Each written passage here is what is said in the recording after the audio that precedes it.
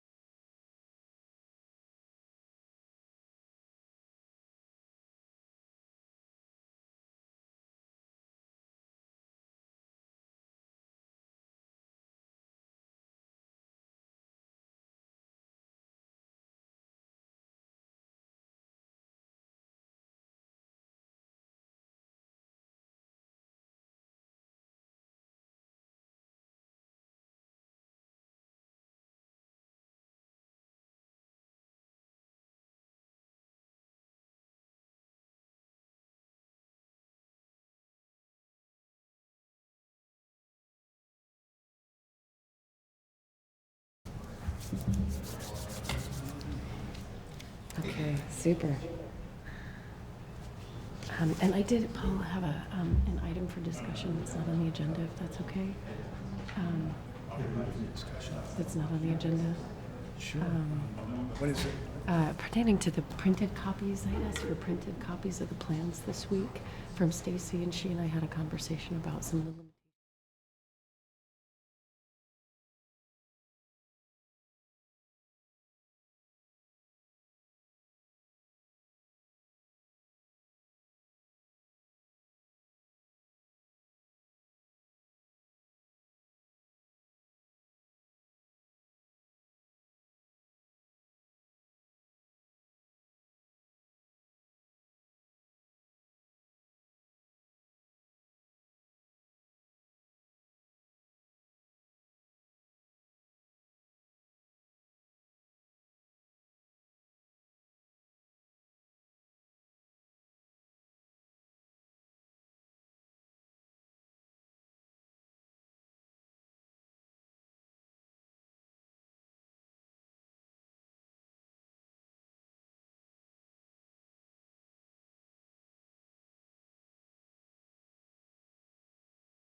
Exactly. Yep, I did tell her I would bring it up at the meeting tonight So that to would start come working on a solution. That would come later.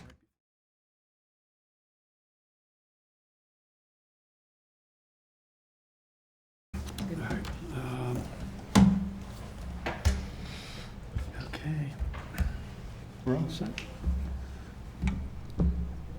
Good evening, everyone. Sorry for that few-minute delay, but we had a few technical glitches up here.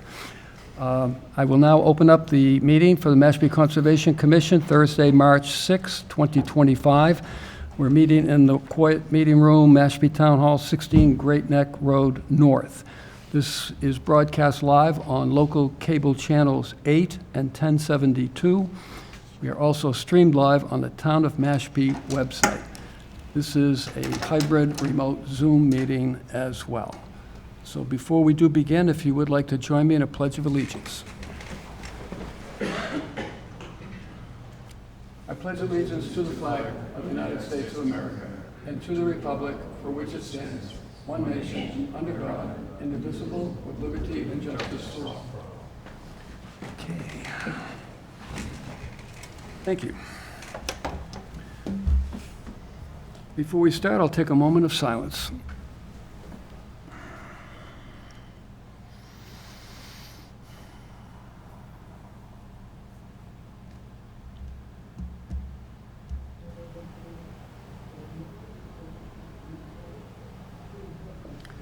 Okay, thank you. First up will be public comment for any issues that are not related to agenda items. So if there is somebody here tonight that wants to address the commission on a subject that we're not covering in the meeting, this would be the time. Nobody here that's interested in doing that? I got no one on Zoom. Nobody online? Nope. Okay, then we'll skip right over that. I think I'll go right into the hearings. The first hearing tonight will be 86 Pompanesett Island Road, Ed Shapiro. This is a proposed septic system upgrade. Representative is Cape and Islands Engineering. The owner of record is Donald R. Shapiro, and this hearing is continued from February 6th. Good evening, sir. If I could have your name for the record, we could get started. Good evening, Mark Dibb with Cape and Islands Engineering.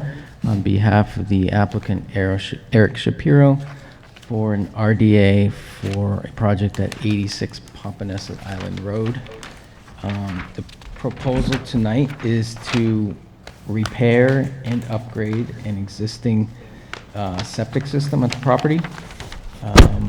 Just go through the resource areas and describe the system upgrade. The house is located on Pompanesett Island Road. To the northeast is Pompanesett Bay.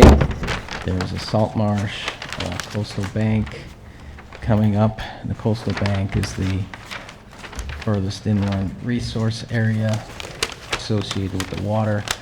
We do show a 75-foot buffer as well as a 150-foot buffer to the coastal bank. There is also a flood zone that wraps actually around the property. So it's on the water side as well as on the roadway side, with the existing house actually being out of the flood zone. The existing system consists of 2 outlets out of the house. One goes to a tank to the southeast, or the left side of the house, to a tank and a pit. And then there's a series of 2 pits. The 2 pits on towards the middle of the house, that system is in partial failure. So they're looking to upgrade the septic system. They are also increasing the flow from 4 bedrooms to 6 bedrooms for the property. There will be some future renovations to the house. If it's anything that's any kind of land disturbance or anything, that will be before you under a separate notice of intent. But since there's a portion of the system failed that they've been required to pump, they're proceeding with this RDA to upgrade the system. So it'll be a proposed 6-bedroom system in the location shown. We are proposing an Aramco Advantex nitrogen reducing system for the property, which consists of a tank and filter media, 2 components that the water circulates and reduces. Show only one. We've provided nitrogen loading calculations. The existing property has about a 6.82 parts per million nitrogen loading. All right, you are. With this style system, that is reduced down to 4.79 parts per million. The system itself needs no other Title V variances. We've proposed it as far away from the coastal resource areas as possible, and just in the best location possible for the site. That requires minimal to no regrading to make the system work. And just another note, we were in front of the Board of Health yesterday, and they did grant a variance for the 6 bedrooms from the flow neutral bylaw section of the town sewer regulations. With that, I'd be happy to answer any questions you might have. Thank you. Mark, those nitrogen calculations that you read, are those off the plan, or are they, where are those? Because I haven't seen them. We provided them. The final results are on the plan, but they were provided separately, emailed over to staff, but I do have a copy if. I don't believe that any of the commissioners have those. Am I correct in I that? didn't get I them. haven't seen them. Have you got them? No, I haven't seen No. them. Rich, did you get a copy of that? No. I did not. Drew, are you there?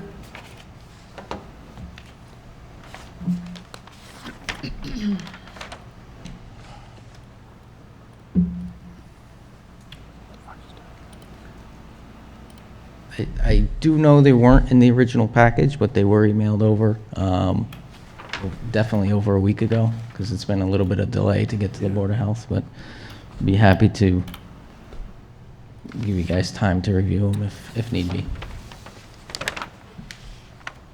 Yeah, I didn't get them. You didn't get them? What was the final PPM? 4.79, so it's even, Mm-hmm. Factored in the existing building and all the impervious correct. that's there, but obviously you can't factor in planned future expansion. Right. So those would have to change. If this were all approved and everything, and we're another year down the road, you would have to come back with another set to reflect whatever changes you're going to make with Correct. the building. Yeah, any new filing would have new nitrogen loading calculations. Most likely, any new proposal will have less lawn, because it'll have to meet your lawn bylaws, if there's even expansion to anything. So But, there is a record of the email, but okay. I must have missed it.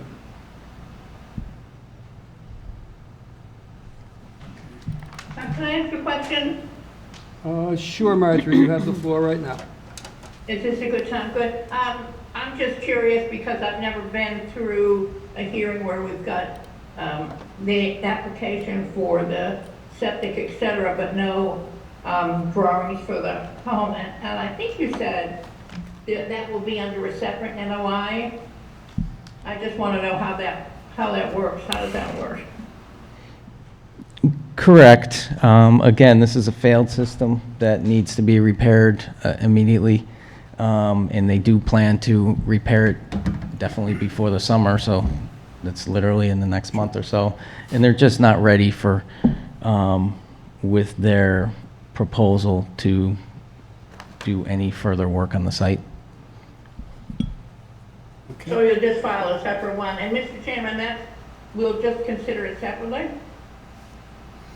Yes, if indeed we even get one. I don't know. It's a planned future expansion. That's what the plan in front of us says. All So right. So for now, we're just looking at the septic. we're just looking at the septic. Absolutely. Yeah, okay. Other questions from commissioners? I have a couple, just pertaining to floor is erosion, yours. but just because this is new for me too. Would there be any reason that we couldn't approve a replacement of the existing flow rather than approving an increase in the flow? So I assume this is a 4-bedroom home.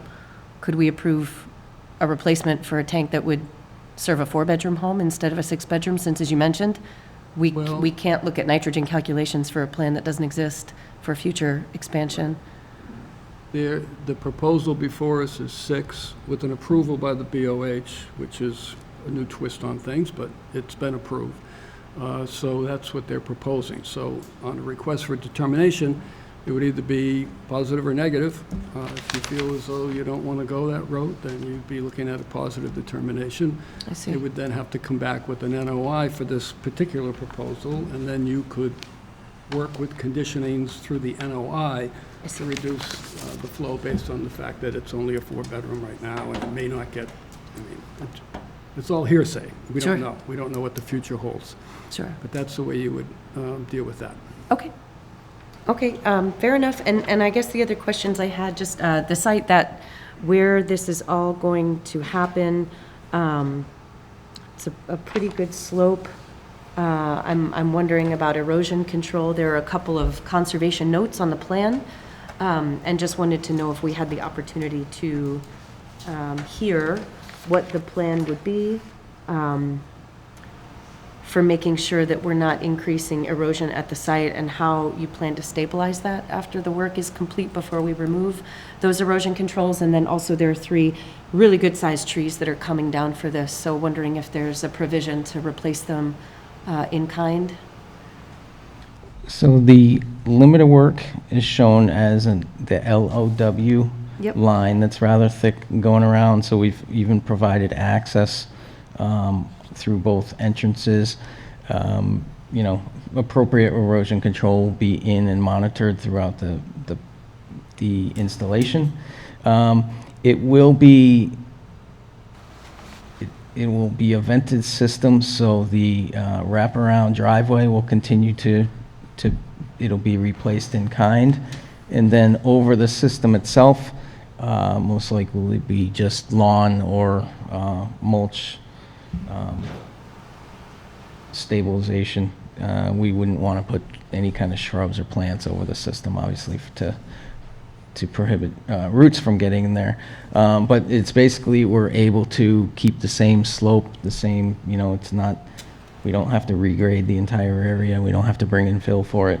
So it'll just be appropriately stabilized with the driveway and grass. The driveway and the grass. Okay, and the trees? We did not propose to replace them.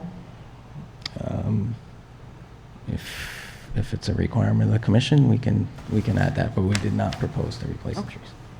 Okay, Okay? I think those are my questions, yeah. Okay. Anyone else? Questions? Oh. Sandy, all set? Neil, any questions? Good. Marjorie, do you have any further questions? No, sir, I'm good. Okay. Mark, I have one question on the estimated high water ground table at 0.8. That's coming from a property at 2 Cross Tree Way, dated August 21st, 2023. Why was there no estimated high water ground? We use that as actually a conservative amount. The witnessed perk tests that were done in November 7th of 2024 did not hit groundwater. One test went from 10.5 down 10.3 feet, so down to about 0.1 elevation. The other one went 10 feet down from 9.5, so actually to a negative elevation, and did not find groundwater.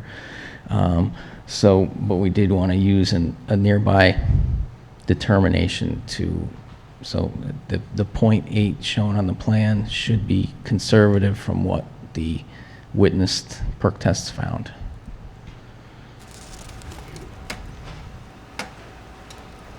Okay. Dan, do you have any questions or comments that you would like to make? I don't have any questions or comments. This is it is a bigger septic than what was there, so, but if they're coming back with a raise and replace in the house, it can be accommodated. The trees, that's definitely a point the commission always likes to see. If there's any possibility for that, for replanting or replacement, that would be about it for my comments. Thank you. Questions or comments from the public? None? Okay. Then I would entertain a motion.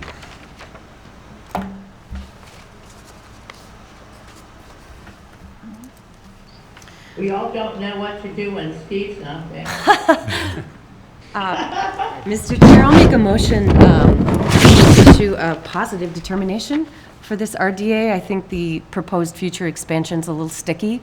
I'd like to work a little bit more with the applicants to make sure this serves the best interest of the resource area. Okay.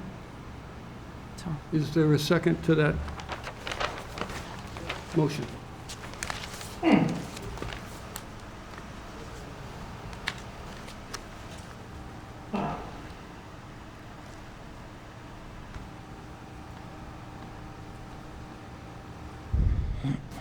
So I have a question. Go ahead, Martha. Point of order, Mr. Chairman. On this motion, since the applicants are going to be coming back and filing a motion when and if they are looking to raise and replace, is it amenable to you, Sarah, as the proposing commissioner, to have us put this through on a negative determination and then wait for the next step in order to take the concern for, we're gonna have to, we'll have some other concerns as well, I'm sure. Or are you leaving this motion on the floor? yeah, it's an awful lot of questions. I don't know. I'd like to see it as just a direct replacement and then, do all the expansions all at once. But if the cheese stands alone, the cheese stands alone. So we have to move along with the night. I just have a question. As the septic it stands now, is it doing more damage without upgrading it and trying to work through it than? That's a good question. It's a fair question. Partially failed? What does that mean in this Partially case, Mark? There's two different outlets coming out of the house. One outlet goes to the tank in a field that's working fine. The other outlet goes to a failed leach pit, so it's not even a tank. So that outlet's going straight into at least a tank allows the separation of the solids and stuff. Just one comment, I think if we have to come back with a notice of intent, we will come back with the full redesign of the house and stuff, but that's going to happen, Years. and not years, but at least in the fall, to be able to install something. So You know, this just allows, I know the homeowner does want to get this in before the summer, and that's when a heavy time of use is. You know, if we get a positive, we're going to come back with the full project most likely, and this won't get repaired before the summer, and it'll be used with the heavy summer flows under this condition, so. So, Mr. Chairman, how does that work? Is it failed already? Has it failed already? It's termed a partial failure, and the engineer has explained which part of that has failed. It's pumping directly into a leach pit. Is that true, Mark? That's what I believe, yes. Right. Let me ask, would it make sense to approve a 6-bedroom? It doesn't preclude us from, down the line, you know, the 6-bedroom septic, maybe only a 4-bedroom is approved down the line when they come back, and we have the benefit of a 4-bedroom house on a 6-bedroom system. It doesn't preclude us from making a determination down the line for a 4-bedroom. Sure. Just a thought. So a negative RDA for the future proposed expansion does not equate to an approved order of conditions for a bigger house on this lot? No, this is Right. just focused on the tank itself, the septic proposal. Okay. Okay, so Yeah, we reasonable. we have, I'm wondering too if we could add a condition onto this, that the 3 trees do get replaced. On the Yes. RDA? Yeah. Yeah. Is that an option that that's an would option. be, yeah? You can, Okay. you can condition our days. Could we also condition that instead of a lawn mix, we do like a native clover mix for the You revegetation? put conditions on it, yep. Yeah. Okay. So you want to amend your motion to include the trees and the lawn mixture? Sure, Mr. Chair. Amended a motion to approve a negative determination for this RDA 86 Pompanesett Island Road with the conditions that the 3 trees being removed are replaced in kind, and that a native clover mix will be used to stabilize and revegetate the mound, and that we'll see an NOI for Wait a any, minute. You just changed your motion. I did, I revised it. Yep. So I think technically, You Mr. have to Chairman, she's withdraw. got to take that one off the floor. Yeah, she has to withdraw that motion. Okay, motion withdrawn. Okay, so the motion's off the table, and you are now making a new motion. Mr. Chair, for wish to issue a new motion for negative determination on the RDA as presented at 86 Pompanesett Island Road with the conditions that the 3 trees are replaced in kind and a native clover mix is used to revegetate the disturbed area to stabilization before any erosion controls are removed. Okay. Is there a second to that Second. motion? Second. There is. Marjorie? Okay. Okay. So now we have a motion and a second, and it's open for deliberation amongst commissioners only. Any questions or comments? Because it was a little wordy and retracted, and new one came in, so I Sure. want to make sure everybody's Not clear going on on. what. Any deliberations, questions? Marjorie, anything? No, I was just going to thank Sarah for being amenable to that. I think it's a cleaner way through. Sure. I think for the applicant and for the engineers as well. Yeah. Okay. Look forward to the NOI, Mark. Yeah. Before I call for a vote, I spent a lot of time looking at this project, and I looked at all of the soil horizons. Obviously, we're down into the sea horizon, which is coarse sand, and this is basically a straight shot right through sand and on its way to the groundwater.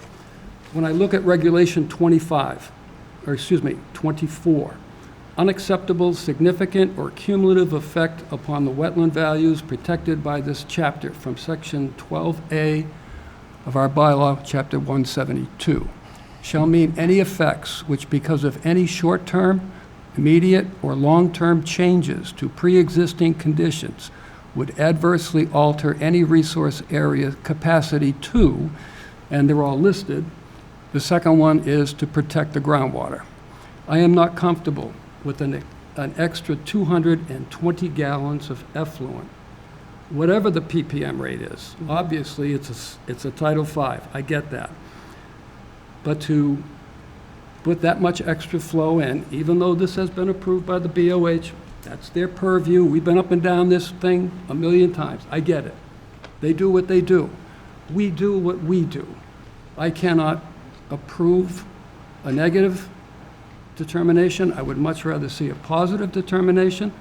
I would like to see the applicant come back with an NOI, even if just for the tank, to prove beyond the preponderance of any question that there is no long-term effect for those extra 220 gallons of effluent going through sea horizon coarse sand, a straight shot into the groundwater.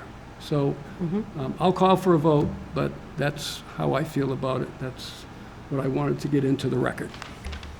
Anything else?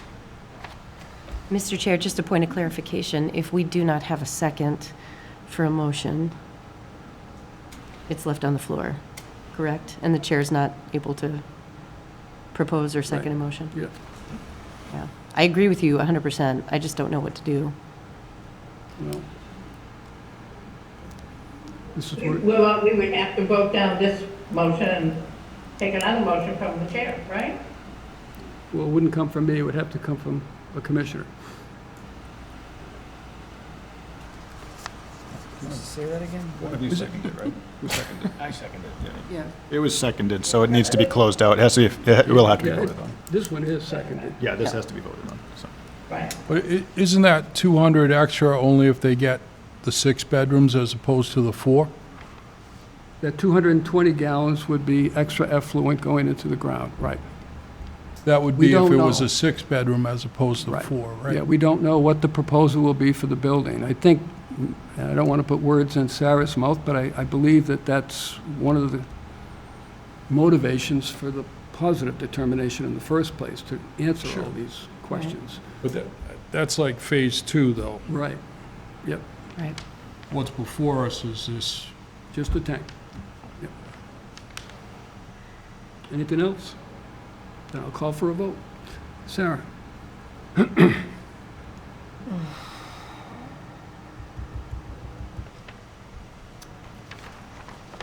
vote no to my own motion.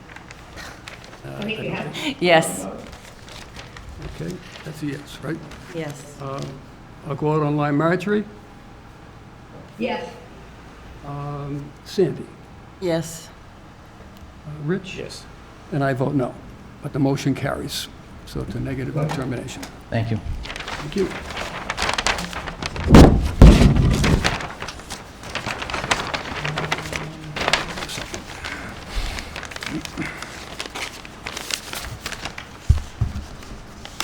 The next hearing is for 12 Bay Road, Elizabeth Benway and George T. Benway III, proposed replacement of existing single-family dwelling foundation within the same footprint and height. The representative is the owner himself.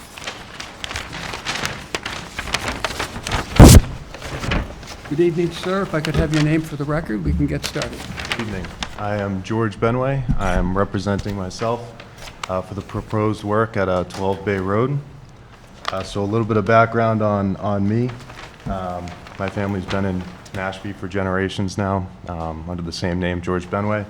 And I actually grew up across the street at the adjacent property at 11 Bay Road, so I might actually mix them up from time to time. So we had about 2 years ago the opportunity to buy this house, as I wanted to continue to live in Mashpee throughout my life. So with the help of my family, we bought this house. It's an old Cape-style house, kind of a beach house, that needs a lot of TLC, as you can see. So really the first step is to fix the existing foundation. The existing foundation was actually hand dug by people, I think back in the 60s. It's a existing concrete block, full foundation. And there are multiple locations where it's cracking, it's crumbling, it doesn't have any damp proofing on it, so it's, moisture gets through and things like that. So as I live in this house and plan to live in it, for a long time, I plan to fix it up, make it better. So replacing the foundation is really step one. So some things on the site. Really, there will be no change of the footprint at all. The only revision to the actual layout itself is a relocation of the bulkhead from, correct, right there. It's kind of towards the front of the house where the driveway is, to be towards the back of the house in that corner. That's better for livability from my standpoint, because it's, towards the back of the house. But it also helps with the building setbacks, so that right-hand setback will go from about 23.1 feet to roughly in the neighborhood of 30 feet, with no reduction of setback on the other side of the house at all. Some things to note is the project is within the 75-foot buffer zone from the top of Coastal Bank. It is not, however, within a flood zone. Despite it being very close to the water, it's got some elevation, roughly 13 feet around the entire house. For the proposed project, the foundation will be dug out. The house first will be raised, cribbed in place, exactly where it is. The foundation will be dug out, with enough room for us to work, roughly 4 to 5 feet around the foundation, maybe a little bit less if possible. Foundation demoed in place. All that foundation demolition will be taken right into a truck and trucked off site, not stored or stockpiled on site at all. And then the existing foundation, sorry, not the existing, but the new foundation will be poured in place in kind, replacing what is there now. And there will be no tree removal, no disruption of the coastal bank in any way. There will be erosion controls in place on the limit of work line towards the coastal bank side, protecting it from any possible erosion or outwashes from the construction. And that's the extent. Thank you. Questions from commissioners?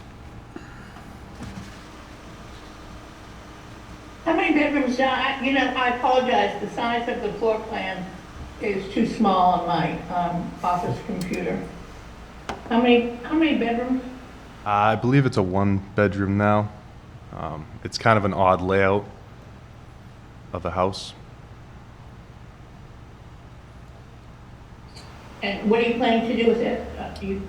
Are you going to expand the square footage of the home and or the number of bedrooms? No, for this project, there is zero impact on the house at all. It's being raised in place and set back in place.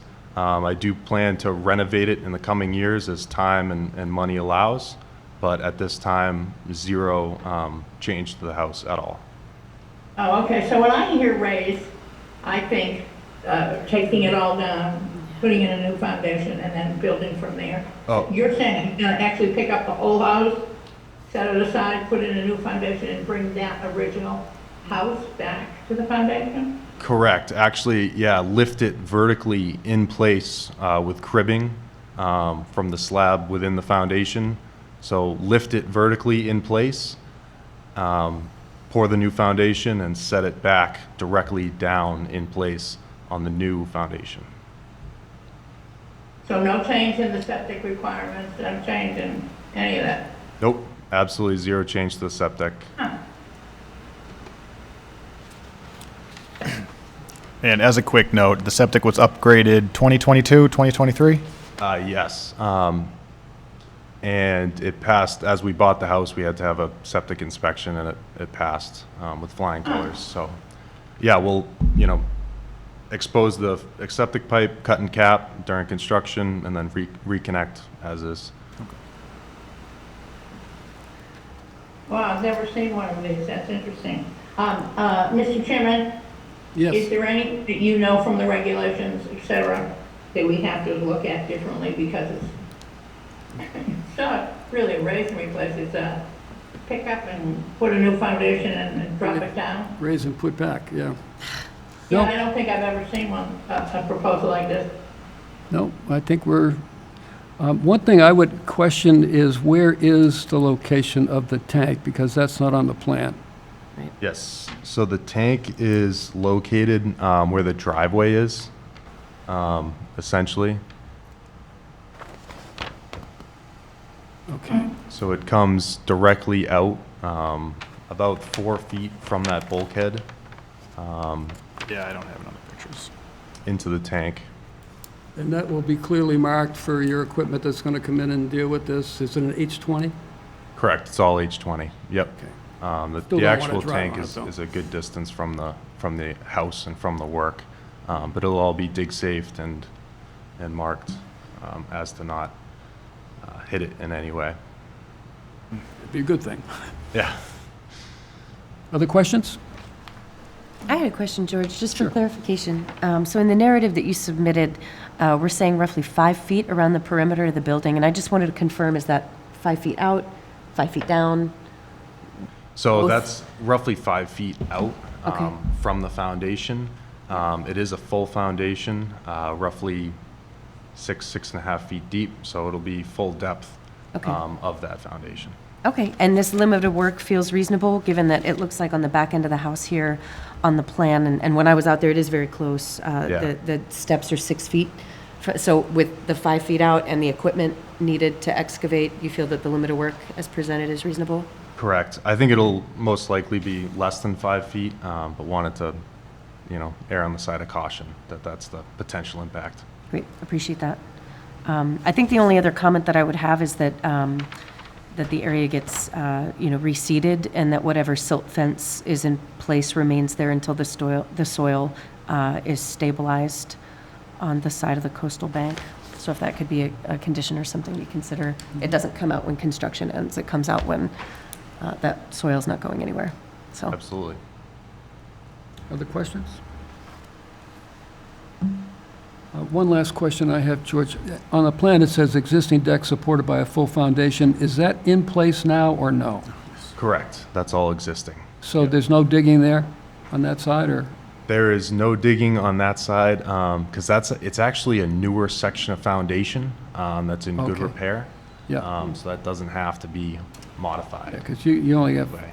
almost 5 feet to play with there, and you're, Yeah, it's Across tight the on line. that It's side. gonna be so tight, yeah. It's lucky on that side. okay. That was the only Yeah, other you can question. actually see it in the photos how that's a typical poured-in-place foundation Yep, versus everywhere else is a block. okay. No other questions from commissioners? Dan? Yeah, so I just have a quick question. I do think this project is absolutely needed. You can see on the bulkhead, there's a good 2.5-inch crack right there. So I can't imagine what it's like underneath the house itself. So this is absolutely needed, I think. So the only question I have, since you are going to be excavating around the house just a bit for access, obviously, where are those spoils going? The spoils I was planning on putting into a truck since I don't have room on site to And you'll just bring 'em back? stockpile and then bring it back. Okay, so the Correct. spoils as well, you'll be doing that. Okay, excellent. That was my only concern. Other than that, this project, I think, is acceptable for an RDA. The limit of work's in place. It is out of the flood zone, and everything on the site pretty much is trees and crabgrass lawn. So it can be brought back to what it was. I think a clover is a good option for this as well. It's minimal maintenance. It'll be greener than the crabgrass. You know what I'm saying? So I do think that'll help. So I do think this project is a positive. Yeah. Not positive termination, but a positive for the project. And, is Drew online or no? Yes. Does he have anything he wants to add? Hi, Paul. No, just reiterate Dan's comments and the comments that I wrote down for everybody ahead of time. So I think it's a good project, and I would recommend a negative determination. Okay, thank you. Mr. Chair, I'm so sorry. I Yes. neglected to read one of my additional questions. I'm not familiar with the time to completion for a project like this. Do you have a plan for stormwater or rainwater dewatering in these holes? I don't have a plan for dewatering. No, I anticipate the time of completion to be roughly probably 3 weeks where there's an actual impact. For instance, there'll be no digging for the first, at least 2 weeks where the house is being raised. There's no Sure. need to disrupt the site at all during that time. So that can decrease the time frame, where we'll just dig, demo, and then pour back as quickly as possible. Okay. It might be worth considering. I don't know if it's something that we can condition or add, but just thinking about erosion, or if we get a really big storm or it rains for a couple of days, Right. you know. And then the other thing, I just wanted to note, I didn't see a stamp on the plan. Oh. Maybe not the one that I got, so just a admin point. So I can say for RDAs, they don't need to be stamped. They don't need They a don't stamped need, so plan. RDAs do not Okay. require stamped plans. Okay. They technically don't even require plans. They Really? didn't want to, so. Fascinating, It is like okay. that, but, so for an RDA only, Okay, yeah. got it. Thank you. Okay. Any questions from the public? Hearing none, I would accept the motion. I'll give it a whirl. Request for a negative determination at 12 Bay Road with a condition that a silt fence, and I'm not sure if I'm gonna get this right, a silt fence remain till the project's completed or till the lawn is fully grown? Stabilized. Stabilized. Yep, till the soil is stabilized, thanks. And maybe we could also condition the clover mix for the seeding. With the condition of a clover mix. Okay. Thank you. Is there a second? Second. Thank you, Sandy. Motion made and seconded. Deliberations by commissioners. Anything? All set, Marjorie? You okay up there? I'm good, nicely done. Checking. Let me call for a vote. Sarah? Yes. Marjorie? Yes. Sandy? Yes. Rich? Yes. And I vote yes as well. Motion carries unanimously. Thank you. Thank Good you. luck. Good luck.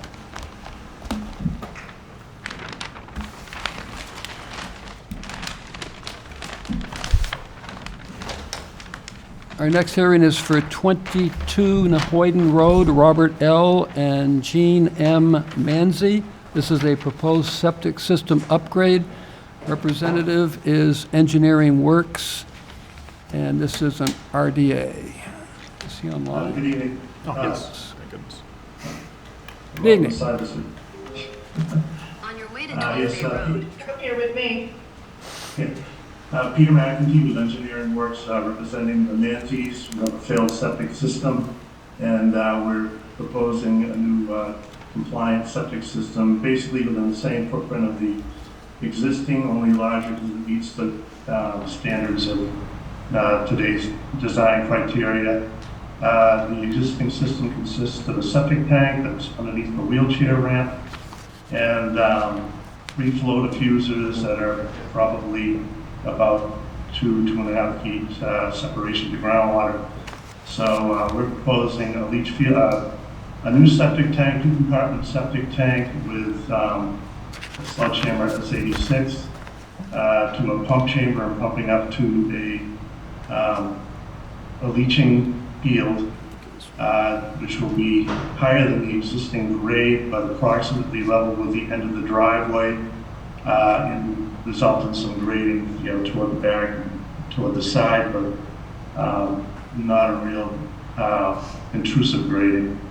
And there's 3 trees that could conceivably have to come down. One definitely at the end of the driveway. There's a 12-inch oak and an 18-inch oak that we may be able to preserve. We got approved by the Board of Health for a 1-foot reduction to the estimated high groundwater at last night's meeting, but I formally talked to Zach about possibly moving the leaching field a little closer to the driveway and tightening up the strip out boundary, which is really only going to consist of the topsoil because of the current V horizon. And so we intend to keep all the V horizon soils and might not get too much into the root zones of the trees. But we could conceivably tighten that up a little bit because the system's required leaching area is based on bottom area only, not sidewall. So there's no contribution to the sidewall being made for the capacity that we need for the leaching system. The area is going to be restored with lawn as it is right now and in accordance with your standards. under Chapter 172. And if you have any questions, I'd be happy to try to answer them for you. Thank you. Questions from commissioners? So you said this was a failing system? I believe It's a failed, yeah. Okay. It's actually, there's going to be a title transfer. It's for sale, so it's part of the sale. I had a question, sir, just confirming my understanding. So we've got an approval from the Board of Health for a variance to address that the standing groundwater is at elevation 1.9, high groundwater is at elevation 2.6, and the bottom of this unit is at elevation 1.7. So we're basically putting this in the groundwater table. Let me see here. Did I get that right? Not 1.7. Okay, I saw that on page 3 of the plan here. No, on page 2, if you look at the septic profile, Yep. you can see the estimated high groundwater is 2.6, and the bottom of the leaching system is at, 6.7. it's at 6.7, yeah. So we got 4.1 feet to the bottom of the leaching system. Okay. I'm glad I asked. Thank you. Okay. Oh, and would there be a possibility to replace the trees? I feel like a broken record. The trees that are Well, I coming there? think, the one that's up by the driveway is pretty diseased. I don't know where any of you got down to the site. But if we can preserve the 2 oaks, I think everybody would like that, you know? So Okay. it's just that my concern was the proximity to the root zone, getting into it with the excavation. But I think the 18-inch is definitely a good chance of doing that. The 12-inch, that may have to come down. As far as replacing the trees, I haven't discussed it with the homeowners, but you know, it is something I'm sure they could consider. And where would those go? In the event that you were to replace those, what Where would they go? Yeah. what area of the property is suitable to have them? I think the only place that would be available would be in the southeast corner of the lot. Yeah, There's a pretty good established edge of the clearing there, and you've got an oak and a couple of pitch pines there right now. They could put one up between the shed and the proposed leaching area also. I mean, that's an open area that's accessible by way of the driveway. I believe that southeast corner is the closest point to the velocity zone, correct? Well, I mean, I don't think Not far. velocity zone is quite a ways away in this property. This land subject to coastal storm flowage. You're one house lot away from the velocity zone. Okay, all right, so we've got, if that's the case, then it would be closer, yeah. That would be the preferable corner, yeah, especially with sea level rise. Okay, other questions? None? Marjorie, you all set? I'm good, thank you. Okay, Dan? Questions or comments?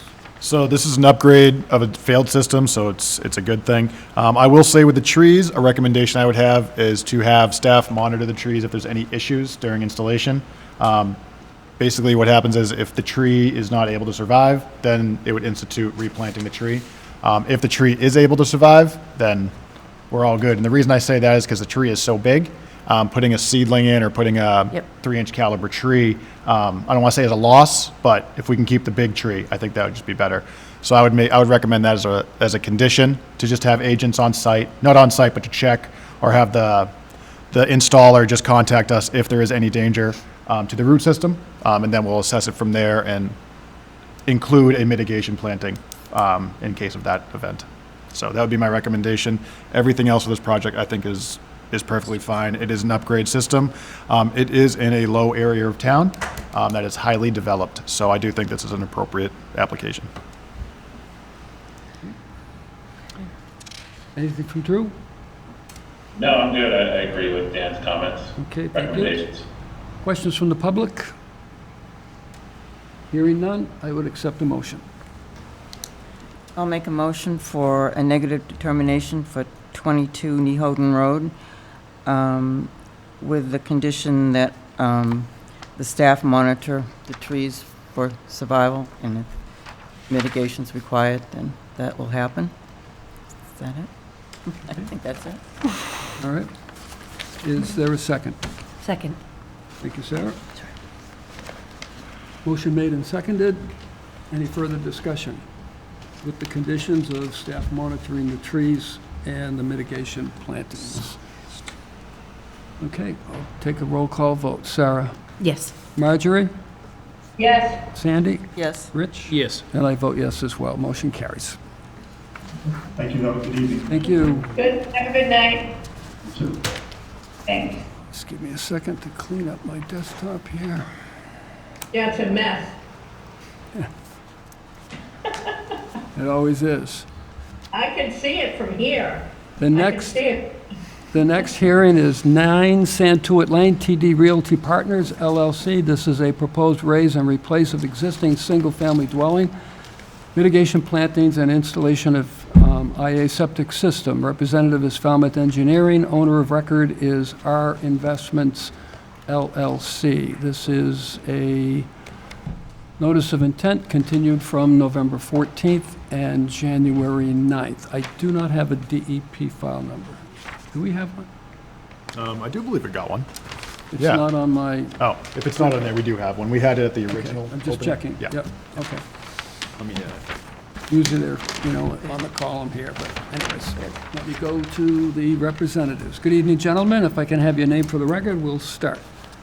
Yes, good evening, Mr. Chairman. For the record, my name is Brian Wall. I'm an attorney with an office in Sandwich, and I'm representing the applicant tonight. Together with me is Mike Porcelli from Falmouth Engineering, and also Andrew Garrelli from Yarmouth Port Design Group. He's going to speak to the landscaping. Mr. Chairman, just before we start, it's been a number of weeks since we've been here, and I just want to make sure that we have the quorum that we had the last time. Could you check on that, Dan? yes, so I'm happy you brought that up. So with that being said, Sarah, you were not here for the first one. Not the first one, the second one that it was deliberated on. So January 9th. Yeah, the first one, there was no deliberation. The January 9th, there was. So Sarah, you were not here. So what that means is we are still, no, Sarah and Marjorie. Sarah was not here, Marjorie was, I believe. So, yes, so I will be using, as voting commissioners, I will be using Commissioner Godfrey, Commissioner Shaw, myself, and I will have Associate Commissioner Neil Larson stepping in to vote. And he was present. Okay, yeah. I thought we did have a quorum. I just wanted to make sure that we're Right. going I made forward. sure right before I came in. Very good It was top I of my have the brain. list right in front of me. Very good question. Thank you. So as I was saying, Mr. Chairman, it's been a number of weeks since we've been here, so I just want to just broad brush, refresh your recollection as what this is. So the property at issue is 9 Santuit Lane, and on the property, there's an existing home that was built circa 1955. It is in what I would call an extreme state of disrepair. I saw a photo up on the screen just as we were walking up. In fact, the building commissioner is concerned about this. That's why there's that red X on the front wall. And he asked that the property be secured with that construction fencing. And so the proposal, and I should also mention that the house is served by a cesspool. It's not a septic system. The proposed project is to raise, as in R-A-Z-E, the house and construct a new house. And when we came before you, the proposal was for a house with an attached two-car garage, a denitrifying septic system, and about 1,000 square feet of mitigation as required by the mitigation tables. The commission had some comments and concerns with the size of the house and with the drainage, and also we did not have a landscape plan at the time, and we were asked to provide a landscape plan. So we asked for a continuance. And I'm going to just, again, broad brush this. Mike Barcelli will go over the details of the design. But we've eliminated the two-car garage to make the house smaller. We've expanded the mitigation. We changed the grading to create a swale for drainage purposes. And we have a landscape plan that we've submitted, and Mr. Garrelay will address the commission and talk about the plant choices that he made for that. So we think we've tried to address all the concerns that we heard the last time. We think it's a very good project because, again, what's existing, the house, I failed to mention, is perched on the edge of the pond. It's shown on the plan in the red lines. So we're going to be moving that house back, building a denitrifying septic system, and adding quite a bit of mitigation closest to the pond where it's most desired. So having said that, I'll turn it over to Mike Barcelli, and then after that, Andrew. Thank you. Mr. Chairman, again, for the record, Mike Borselli, Falmouth Engineering. I represent the applicant. Brian said he'd turn it over to me for the details, but that was a pretty detailed description, so I don't know how much more I can add. But I will just give you an overview. This is a continued hearing. It was continued after we made our initial presentation. At the initial presentation, we did have a two-car garage as part of this, which was effectively like a 600 square foot addition to the footprint that you see before you now. So you imagine, if you recall the original plan, it had a roughly 24 by 25 two-car garage that was adding to the impervious surfaces on the property. It was also further limiting available areas to provide restoration plantings. So we heard the commission loud and clear. We went back to the drawing board, and the applicant made a decision to eliminate the two-car garage. That opened up the area shaded in green significantly more for us to provide mitigation planting. If you look closely on that plan, you will see in red line work the existing house. So for reference, the existing house that you saw in the photographs is literally perched on the edge of the pond, and the demolition of that house is going to free up that area to provide a native buffer to the pond where one currently does not exist. We've designed the new septic system, and it's placed in a location as far as physically possible from the pond and the wetlands, away and on the opposite side of the house. It's an innovative alternative septic system. The nitrogen loading calculations were submitted. The nitrogen loading calculations yield 6 parts per million discharge from this technology. I had stated at the original hearing we had been before the Board of Health for the requisite variances, and they voted to approve it. That was several months ago.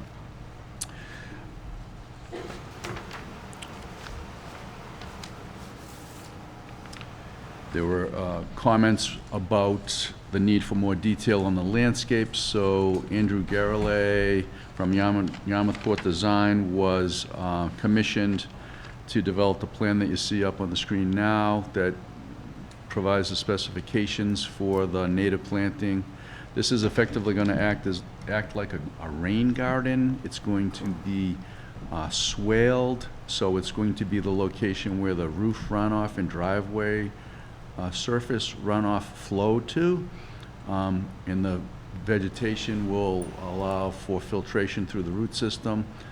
Today, there's no treatment of surface water runoff, so this is a significant improvement. We're more than willing to take your advice or any conditions you might have for how to treat areas that might be typically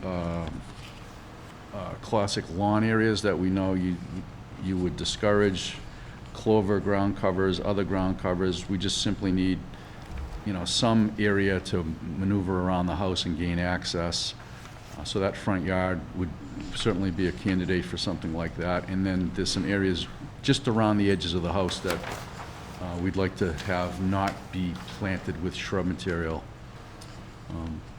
Commissioner Zolo, who was at the original hearing, had asked us to show trees that would be remaining. The lot is wooded with, like, I would describe it as like sparsely to moderately wooded.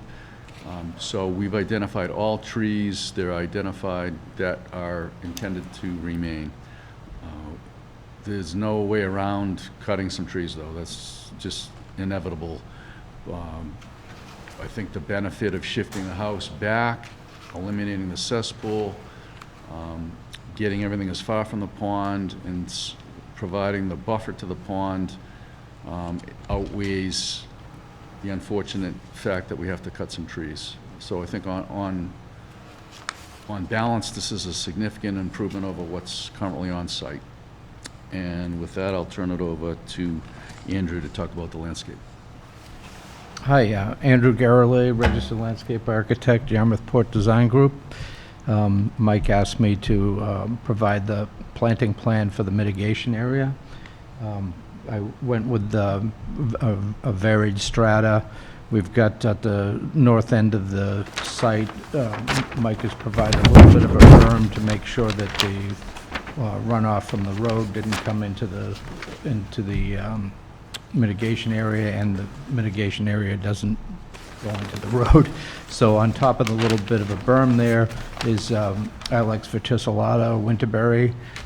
In that same area, I have Amelanchier canadensis, eastern red cedar to the right of that, Juniperus virginiana. South of that a little bit, we've got high bush blueberry. In the bottom of the depression, I provided elderberry. So don't go picking it for wine juice. But that will take the water, when those temporary flooding situations occur from heavy runoff. Some of the other plants in there is viburnum dentatum, and what else do I have in there? More winterberry, a little bit as we come out of that toward the south, more arrowwood and bayberry, and much further south I also have a little bit of clethra that's just behind the deck of the house, where it's a little bit higher ground. And that about sums it up, I think. Yeah. Okay, thank you. Questions on what we have before us? No, just that I think they've addressed all the concerns from the last meeting, and I think it certainly improves the property from, I guess, from an environmental standpoint, and then obviously how the property sits as is. I certainly want anybody to get hurt there the way it sits, so I think this is kind of a win all around. Yep. Anything else? Who was that, Dan? That was Rich. That was Rich. Oh, there was Rich. Hi, Rich. Sorry. They don't put the camera on you enough. That's a good thing. We need a meeting owl. Any other questions? I had a couple questions Go ahead, and Sarah. comments. Gentlemen, thank you very much, and Attorney Wall especially. I just wanted to thank you for the waiver request. This was excellent and very thorough, and I really enjoyed it, which is weird to say, but I just wanted to say thank you for that. And I also wanted to commend you all on the vegetated depression. That's a really creative, novel solution to the challenges on this particular lot, and I think that the plants that have been selected are also going to offer some really great benefits for wildlife as well. So this is really wonderful. I did have just a couple questions, and forgive me, again, I'm not voting tonight, I'm just asking some questions. I do see on the plan that it notes that portions of the lot are within the groundwater protection district, and I did not see where the existing cesspool is located on the plan. Is that something that, of course, we're going to remove or decontaminate, remediate in some way? I can direct you. Do you happen to have sheet 1 of my plan set? If not, I can do it on this plan. I do have it in the files, yeah. Maybe it's better to do on this, actually, Okay. Dan. If you make reference to this site plan, the red line work Yep, represents the existing house. right. If you go to the bottom left corner right there, and then go left about, I'm gonna say 8 to 10 feet, it's basically right there. I see. That cesspool is actually in the groundwater, the bottom. I don't doubt it. Yeah, that's So gotta that's go. gonna be, just excavated and removed and backfilled Great. with Wonderful, material. wonderful. And then, construction plan for stormwater, is everything getting directed into, I mean, the depression's not going to be able to take the water until those plants are well established, so do we have a dewatering plan for Well, construction? the plan for the roof runoff and driveway runoff is that during construction, there'll be a limit of work installed, which is shown on the plan. Yep. Around the rain garden. The rain garden will be shaped and excavated so that it can still retain I see, the surface water during construction. okay, And when everything is done with the house construction and the driveway, then the rain garden would be planted. So it'll act as a temporary retention, unvegetated retention area. And as soon as possible, it will be planted. sure, As opposed to the more classic dry wells that you see. Sure. That have no treatment and are not appropriate for this shallow groundwater situation. understood. And I think my last question, and details on the proposed house, so do we have an architectural plan or a footprint? I wasn't able to find it in the documents provided, We did so submit forgive me. architectural plans. Yeah, they sent them Was in. They that- should have been forwarded to everyone. I They're believe not- they were. I didn't see them. Is it possible to bring them up on the screen, Dan? See what I got. So that would have been from the beginning. Have them if you don't have them. Yeah, do you have them, Brian? So I can just, Sarah, we had Oh. kind of a design like this. Okay, We did not update the design. took the garage off. Take off the Right. garage. Okay, Because of time constraints. sure. But the house is similar to this. 2 stories. Yeah. Okay. Although I will tell you that by pulling it back and getting rid of the garage, the house is raised up a little bit, so you would actually see a little bit more. Mike could maybe explain it. I see. In reference to where the septic system is. And that green grass is just for, This is That's just just yeah, Okay. illustrative, yeah, yes. it's an architect illustration, that's not Okay. the plan. okay. Real thing. Okay, so this is going from, can we just get a quick download just for the record of any increases to the interior living space and the bedrooms and bathroom count? I guess the We bedroom can- count? We can provide you with the plan, the revised plan, but I will tell you, it simply eliminated the garage. The floor plan of the main house did not change at all. Okay. But we did submit it, but I can. I'm so sorry, yeah, I we didn't sent see it it. out the first time. There was a hearing, but it was not deliberated on. Was I that see. November? I think it was. Oh, boy, I didn't look back that far in It's preparation available. for tonight. I'm happy to Sure. provide it, but just if you can envision that the garage has just been eliminated. The house lends itself to that modular change without a Sure. lot of additional architectural design. Okay, okay. And the last question, is it, I saw, is there an osprey nest in the chimney? Did you see that? Where is it? A nest, an osprey nest in the chimney? There could be. Maybe? There could be. There could Something be. we might I'm wanna- surprised it hasn't fallen into the pond yet. Okay, Was unaware of that. Part of yeah, that. it looks like there's some sort of nest up there. I don't know if it's established or being used, but, If that is the case, Just taking it down. yeah. we need to becomes create live. another, We have yeah, there is a procedure with the state. I can contact the state as well. It also will depend on when construction occurs. If construction is occurring outside of the window, then they will be all set. Okay. There's nothing illegal against that. You know, they're not in there, they're migrating. Sure. So if it is during that time, then I can contact the state and go through that. okay. Just want to confirm, but it's a good project. I didn't notice Great that. improvement. That's a good catch. Yeah. As a point of information, Sarah. Yes. Or to follow up on Sarah's, the Osprey are on their way in. They arrive in a couple of days. Yes, And I know from the last time that I checked with the state, that once they're in, we gotta leave them in until the babies fly away. So if that interferes at all with your plans for construction, et cetera, you ought to get on the horn tomorrow. Yeah. Let's just take a peek. The yacht Let's take a peek. They are so brilliant, they arrived literally within 48 hours of when they arrived last year. So my memory is that it's, Mr. Chairman, if I could, I spoke to my client, and perhaps it's, it's something he's willing to do is put up an Osprey pole adjacent to the rain garden. I don't know if they'll take to it, but it's pretty unintrusive. You have osprey on your roof. Is there a permit? Was There's it a you permit for that, that right? had osprey on your roof or something? It's still disturbance, yeah.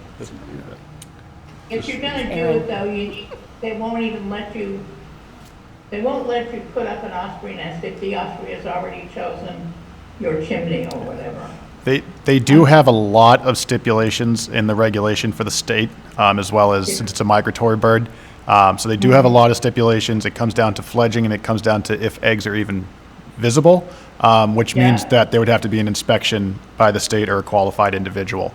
So there is a whole policy, a whole procedure for it that can be adhered to if We need be. just offer it as a suggestion. We're not experts, but we'd like to discourage them from revisiting the new house, I guess is the way to put it. If we could. Fair enough. But when did you Fair start enough. starting for the new house, did you say? There's no specified date yet.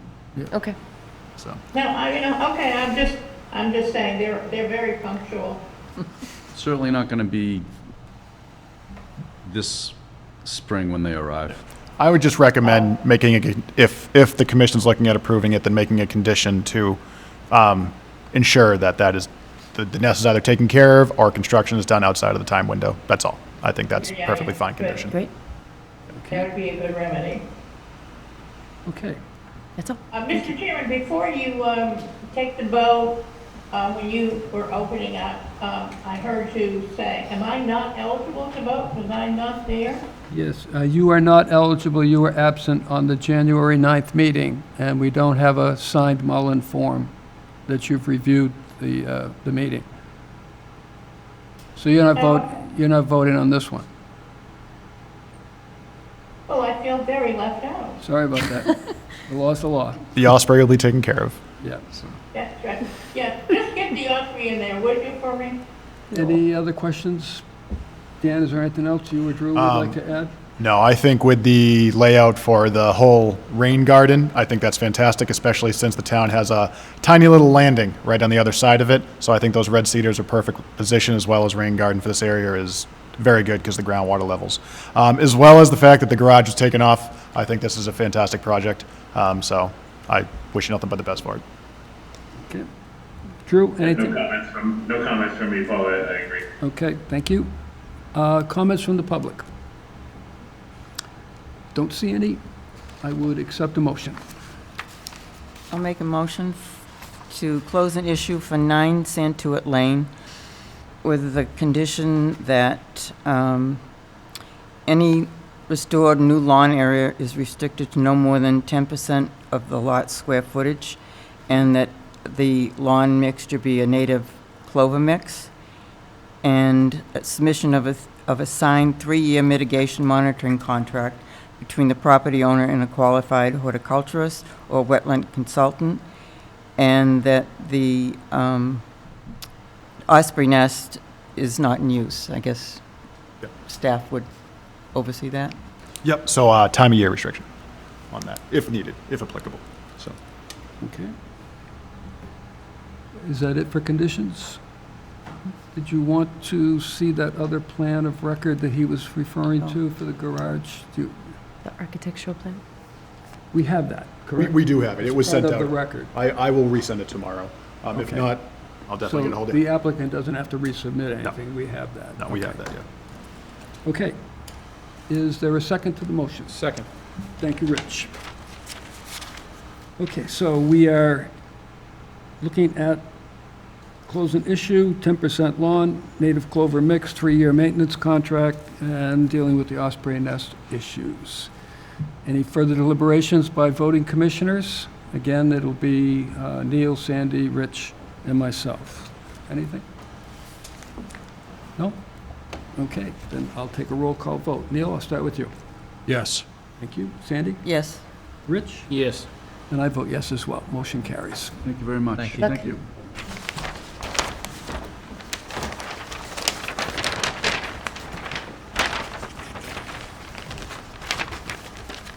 Our next hearing will be 23 Wilson's Grove, Clancy Construction, proposed raise of existing dwelling, construct, maintain a new single-family dwelling, IA septic system, landscaping and hardscaping. Representative is Strong Tree Engineering.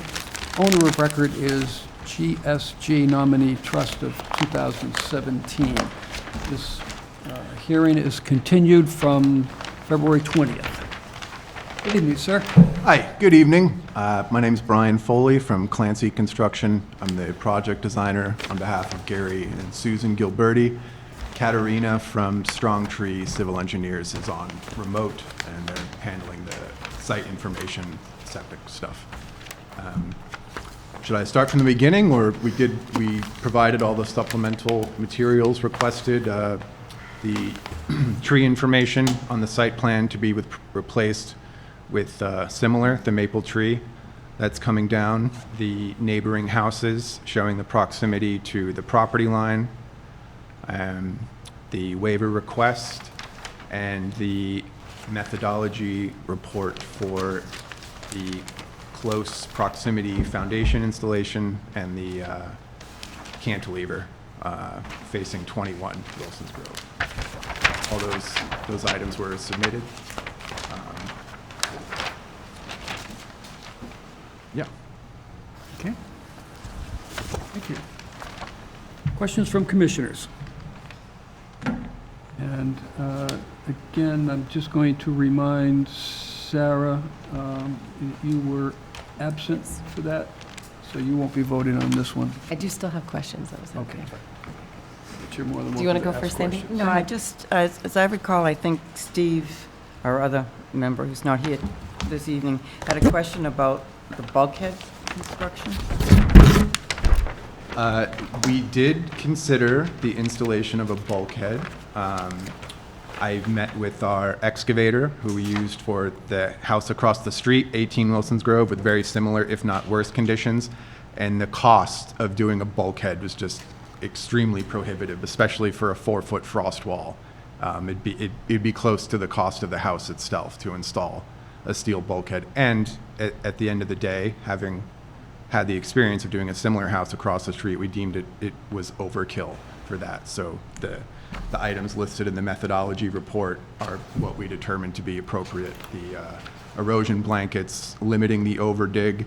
When we do structural engineering, we'll consider an offset footing, if it's structurally sound, to move that footing edge a little closer to the house and away from the property line. If structurally sound, we'll keep all the dig soil off-site, and obviously we'll have silt fences around. Yeah, that's what we deemed appropriate. We did look into the bulkhead. It was the first thing we looked at. Was just very cost prohibitive and determined to be overkill when talking with the concrete installer and ourselves, which are the excavators. Other questions? Do you have any more, Sandy? No. Should I go next? Yes. Okay. Good evening. Hi. Hi.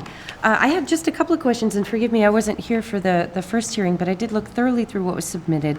And I did just want to make a note that on the bottom of the revised, the plan revision letters that was sent in, there's reference to a waiver request to Regulation 25, and generally speaking, we need a little bit more than 2 sentences. There are certain things that need to be demonstrated in order for us to consider granting regulatory relief. And in particular, one that I couldn't find in any of the information was the compelling need for the work. I'm assuming that because the first floor right now is just over 7 feet, this is for flood zone, health and safety, is that correct? Correct, yes. But I do, just to be consistent with other applicants, we do request that when a waiver request is submitted, compelling need is demonstrated. There's a narrative about to what degree we're asking normal regulatory standards to be relaxed, and then there's a provision for us to consider how the project will enhance the critical characteristics of the resource area in the proposed project to be impacted. So I just wanted to put that out there. Absolutely. as a note. I understand. I do see that there's a very small net decrease in impervious surfaces, which is wonderful. That's one of the things that we look for in the floodplain. And I went out to the site, and these houses look like they're just in wonderful condition. So it's kind of a shame that we're blowing up these lots at the moment. Most of the time, we see houses that are falling apart. But some questions that I had have to do with just cumulative impact. I know the neighboring house is also on the docket next. Is there a plan for, first of all, where will all the construction materials and the vehicles be stored? These are closets. They're like shoebox lots. Very restrictive sites. Yeah. We are doing both homes at the same time in order so we can share the central driveway. I see. For construction materials. It's not easy. Like I said, we did it. The lots are all identical. It's very difficult, but it is a little better than a single lot because we can share that central driveway. Understood. It's still not easy though. But yeah. Sure. And just wanted to make sure that we're going to be, especially for any fill or soil, that we're storing them in a contained, maybe a truck or Any soil container. taken from the site will be stored off-site. Perfect. And we will Okay. use a 16-ton excavator as opposed to a 30, I think, which would be typical, just to limit impact. Okay. And then I've been asking this of everybody tonight, so I'm going to ask you too. What's the plan for stormwater management during construction? Katerina, care to chime in on that? Hello there. Hi. Yeah, so for stormwater management, we have the typical, hello, I'm from Strong Tree Engineering. Hello. We have the typical solutions for stormwater management. As far as selective events where there might be excess runoff. Beautiful. Okay, thank you. We might consider additional drainage features as needed, but at this time, we're imagining that certain aspects of construction will be limited, not to exceed extensive time periods, and as needed, we can add additional supplemental drainage features if they are needed. We did attempt to assess and discuss these features within the methodologies that we added supplementally. So if you do have further questions, we can certainly attempt to answer those. Okay. Thank you. I think the only other question I had is just in terms of final design, so that it looked like there were 2 driveways, and the one for 23, Wilson's Grove, is very large for a house that size. It looks... The driveway? Yeah, the stone driveway to the left of the property? Yes? On 23? I believe so, yes. Oh, the existing driveway. The existing driveway. It goes right to the house and right to the property line. Yes, That's right. yes, and what I was looking for out on site was if there was any opportunity to increase the vegetation after construction, and I wonder if, since these are small houses, we don't need space for 3 cars reasonably, correct? I wonder if we could... I totally share your concern. I have discussed with the owner ways to increase the vegetation. Yes. I think it'd be a nice idea to do the grass grids in the parking, so some of the grass can come through, maybe for part of the driveway. They're very tight lots, and if we can have any kind of strip along the foundation in the driveway, we'll certainly do that. But it is a concern of mine too. Okay, yeah, wonderful. It would be lovely to see a proposal for how to incorporate more vegetation. Even though we're decreasing impervious surfaces here, next door we're increasing vegetation. We can't get enough of it in the floodplain, so. So do you propose, obviously you have the driveway where the tires would go down, but in between, a grass strip there, would you consider? Sure, I would like to see a shorter driveway and vegetate part of that area. I think that driveway, I don't even know that my driveway is that long. Not that my house is too much bigger than this, but you know what I mean? It's a little house. I think room for 1 car would be sufficient given the size of the house, if it means that we could gain that area in vegetation. I understand it's not my decision, it's just a suggestion. for an Oh, I area where we understand. might be able to increase vegetation. I totally understand. We're trying to do the best we can with the course. vegetation. It's hard on It's these very sites, small. but Understood. I totally get it. Understood. Sarah, in terms of the driveway, I believe one of the aerials that we looked at in the last hearing showed a boat that was stored in that area, right? Boat? But Yeah, there was discussion about the boat that was would between do the it. buildings. We have no plans for long-term boat storage on the site. I'm just wondering if it's seasonal, you know. Okay, I don't Probably believe why so. it's the way it is, I don't know. And, actually, another question that I forgot that I had until just this moment. We saw another project this evening where they're taking an existing house and just raising it up. Is that a consideration, just to minimize disturbance on this lot? These houses look like they've been well-maintained. Is there a way to just put it up on piles? I get it, and I completely don't like wasting things if I can't to. I mean, I totally understand, but it's just meeting the flood code, the existing foundation being terrible, and then the energy code on top of it, which is very restrictive. And then if we're putting that much work into it, we want to make the house work for their family. Of course. I mean, if we were to raise it up, potentially, you could even park cars under the house, and then we would have more options with, you know what I mean? I think there's some opportunity for some creative solutions here. Thinking about how close this is to the water, how small the lot is, and the good condition of these cottages. I completely follow your logic, and it's Yeah. at such a strange height because it's not high enough to get anything under it. Like and if 7 you go feet. up any higher, you can't fit a second floor. And now you've got a single-story thing with parking under it, and it just doesn't work. Oh, I see. So Yeah, it's like part we of have this to kinda is duck. increasing the, Yeah, we're adding limit- another story. Yeah, I we're see, of limited. course. The ridge height's limited from the natural grade, but the Yep. flood height is coming up off the ground, but it's not so high that you can park under it.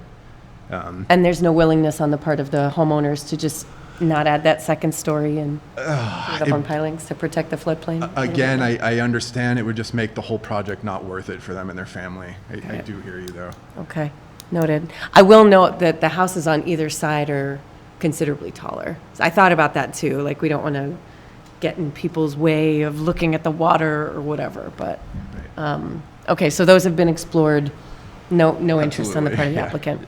I see. Absolutely. To chime in for a moment, these properties collectively, both 23 and 25, have been obviously, the abutters have been alerted to these properties. We have heard from the folks to the west and the folks to the east of the two properties. Folks to the east have indicated that they have no objections. They call from California. And we have shared the plans and architectural plans, I believe, too, with the list to the west. So they are in the know. They are, the neighborhood is well and aware of these projects as they go along. Wonderful. Thank you. Okay. That's all I've got. Thank you, Paul. Yep. Any other questions? Dan, is there anything you would like to add? No, as you said, these lots are extremely tight. I hear your concerns with that. I know one of the restrictions with piles would definitely be the height limit of the whole structure. So that could run into an issue for what the residents want. So since this is coming up to flood code, I think that's a very huge positive, especially for the area it's in. Again, it is tight, so anything you can do for this side. One condition I would recommend for any NOI is if there is any structural issues while excavating, you would contact Conservation Department. Or send us an email with a pictures and a report of it.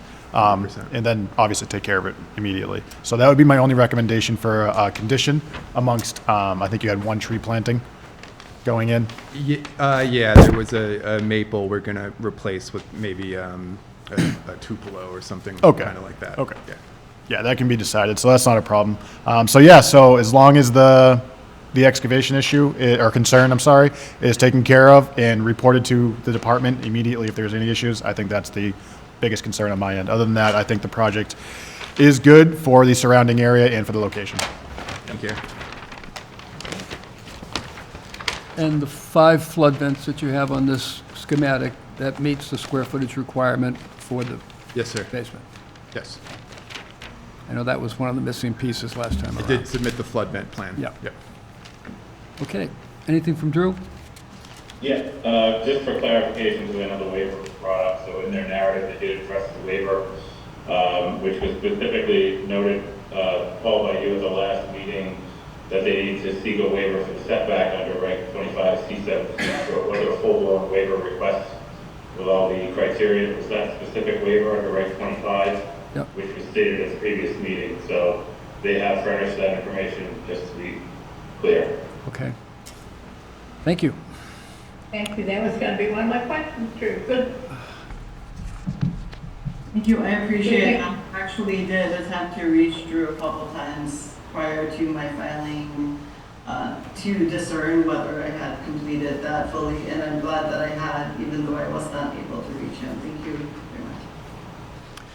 very much. Okay. Questions from the public? Yes, sir. If you come down to the microphone and if we can have your name for the record. Yeah, hi, my name's Michael Piersak. I live at 19 Wilson Grove, which is to the right of the properties we're talking about.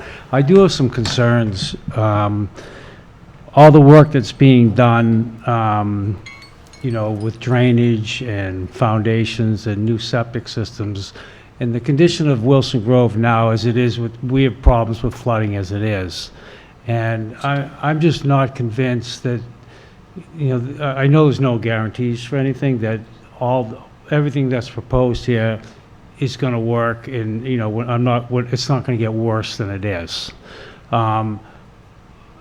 So with regards to Rule 25, I know it's in the reform of that's in its draft stages, and you applied for a waiver. Can some of that be implemented? Like, you're obviously concerned about the the effects of construction on these protected lands and the drainage and everything. Is there anything that with regards to that waiver that can be instituted in the this project to help to make me feel better about my property not getting flooded any worse than it is? Because this is my only shot at it, because if this doesn't work, you build 2 new houses here, and it doesn't work, I have no recourse. So I just feel like not enough is being done here to prevent any possibility of that happening for the neighbors, meaning me. So any response to that, or? We will discuss that in deliberations once a motion comes forward. Pardon me? We will discuss that in our deliberations when a motion comes forward. Okay, I appreciate that. Thank you. Thank you.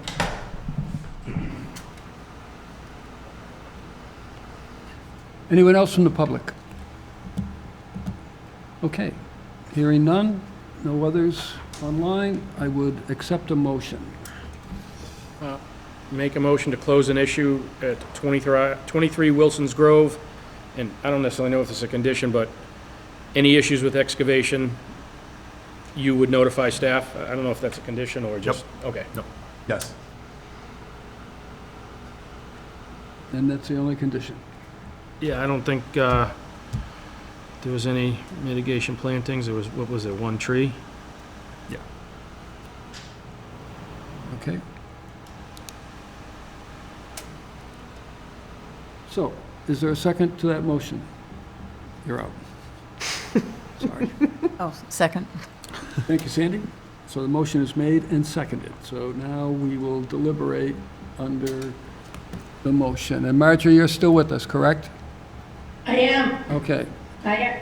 So- And I just have a question. Can I go first? I was going to, because I wanted you go to address the concerns of the public. Okay, so Good go.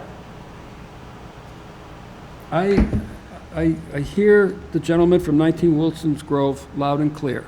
Everyone understands that there's drainage problems in this area. The waiver request has absolutely nothing to do with the drainage.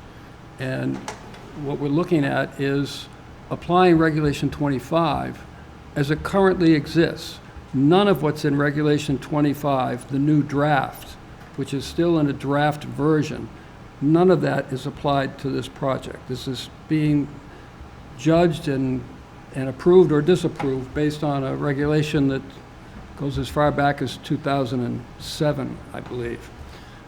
So there's nothing that we can move or transport over from our new train of thought, which, I mean, there is a lot in there dealing with issues like this. That said, I feel very good about the fact that everything that the commission requested was provided. I would like to echo the concerns of, if at all possible, to get some vegetative strips into that driveway area. It seemed as though the representative was willing to consider that and pursue that option. So I think that's worthy of thinking about as you vote on this project. Marjorie, I will go out then to you. I know you said you wanted to be first, but you're second. That's close. Yeah, see, it's very, very painful. No, really, it's a good thing because you elaborated on, I was concerned about Regulation 25 and the waiver, and I can see what you're saying is so true, which is why you're chairman. Nothing that we can do now that regards the new draft. So I have no objections, and you answered my question. Thank you. Anything else from commissioners? No other questions or comments? Okay. So there'll be 4 people voting on this. I will ask Rich for your vote first. Yes. Sandy? Yes. Marjorie? Yes. And I vote yes as well. Motion carries. Okay, so we will now proceed to 25 Wilson's Grove. Pretty much a similar type of project. Propose raise an existing dwelling, construct and maintain a new single-family dwelling with an IA septic system, landscaping and hardscaping, representative of Strong Tree Engineering. Owner of record is Sherry and Manuela Guiva Trusts, and this notice of intent is continued from February 20th. So we'll reset and start all over again. If I can have your name for the record first. Good evening, Brian Foley from Clancy Construction, on behalf of Surrey and Manuela Gouveia, 25. Can you read this to the law, also here from Strong Tree, thank you. Thank you. So very similar set of conditions, it's just on the other side. Main differences are 29 Wilson's Grove is a bit closer in proximity to, we have the same 4-foot setback on both projects to the shared property line. This one is slightly closer to the. You don't mean 29, you mean 25. No, I Right? meant 29. 29 is shown on the site plan next to 25. I'm just talking about the proximity between the houses. Oh, okay, sorry. Okay. This project is slightly larger in its lot coverage, just by a little bit. This project does not have the same cantilever condition that the other board member requested a methodology for, but it does have the same foundation conditions, so I submitted a similar methodology report, just without the cantilever section. Slightly different septic configuration. The 23 Wilson's Grove had some variances that were inherited, I believe, with lower groundwater. Again, that's Strong Tree's domain, but I believe that's the story. So we're slightly higher here, and we were also trying not to have the systems right on top of each other on the shared property line. The lots are still tiny as we could with the available space. So I believe we fulfilled all the supplemental requests. It's the same drainage strategy. There's a recharge basin, upper left of the site plan. This same methodology for the foundation with the silt fence and less heavy equipment and a 4-foot frost wall, offset footing. It's all the same as 23. Okay, thank you. Questions from commissioners? I have a question. Sure. You have the Surprise, floor. surprise. Hello again, Brian. I just wanted to confirm at 25 Wilson's Grove, if all of the variances requested with the zoning have been granted? We have a zoning hearing next week. Okay. I did meet, I believe his name is Zach from Board of Health. He didn't grant anything, but he did verbally say that he would grant the septic variances because the site is so limited. Nothing is in writing, but he did review it. Zoning has not reviewed the project yet. We have to come here first, so that will be next week. Okay. I don't think, just as a point of order, you do have to come here first. I think there's no prescribed order, correct? They just I need mean, to apply to zoning. Correct. Yeah. Right. But I know we like to see things last. Maybe zoning does too. Everybody likes to be So, last. I know. Yeah. Okay, good Yeah. to know. Thank you. But according to the bylaw, they only need to apply. So you've applied. Okay. Okay. Okay? Thanks. Yep. Other questions from commissioners? Marjorie, are you all set? I'm all set, it's the same regulation 25 thing and same answer, I'm sure. Yes, it is. Yep. Do we want to put the same condition in as far as staff to, if any excavation problems, staff's notified? I would recommend it. Okay. I would too. It's going to go to Dan next to speak on that, or any other questions or concerns that you have? Nope, again, similar lot to the one next door, very tight, similar project. All the recommendations and concerns were met. So that is not a concern here. So yeah, again, same thing as for the last one. It is so close to the side. I think not daily reports, but informing us if anything happens. We'll come down to a site inspection and come up with a fix from there, and it will be fixed before construction commences. So yeah, other than that, this is a very similar project. I think the only difference is there's no tree replanting or anything because there's nothing on site. Right. So, yep. Thank you. Mr. Chairman, can I ask one question before you go to the final vote? Sure. Regarding the abutter that was concerned about the water issue Right. down there, it's really quite awful, but when it's, when it rains. Is there anything that we can put in as a motion or whatever so that that is considered for 25? I'm not even sure, honestly, what we could say other than, try not to make it any worse for the grading that's there. But I'm very sensitive to that. I mean, I've known that area for 30 years. It's really a shame that the construction is going to make it worse. Do we know that? Can we ask? Can I comment? I'll allow that, yes, go ahead. Thank you. 23 Wilson should be an improvement because we're adding a large recharge basin, we're regrading the entire site, and impermeability is decreasing on the project. So it should be, and we're tying all the gutters directly into the catch basin system. It should be an improvement over what's You're there. saying for 23? 23 should be a marked An improvement. improvement. Okay, but what about 25? 23? Yeah. Oh. 25 is a slight increase in impermeability, but again, we do have the recharge basin regrading and tying the gutters into the recharge basin. So I can't speak to objectively if that's an improvement, but we could do a second catch basin. I would want to look at that with the civil engineers to see if that's a worthwhile thing, if that would make a difference, but we could certainly consider that if it would be a valuable thing. I think it would.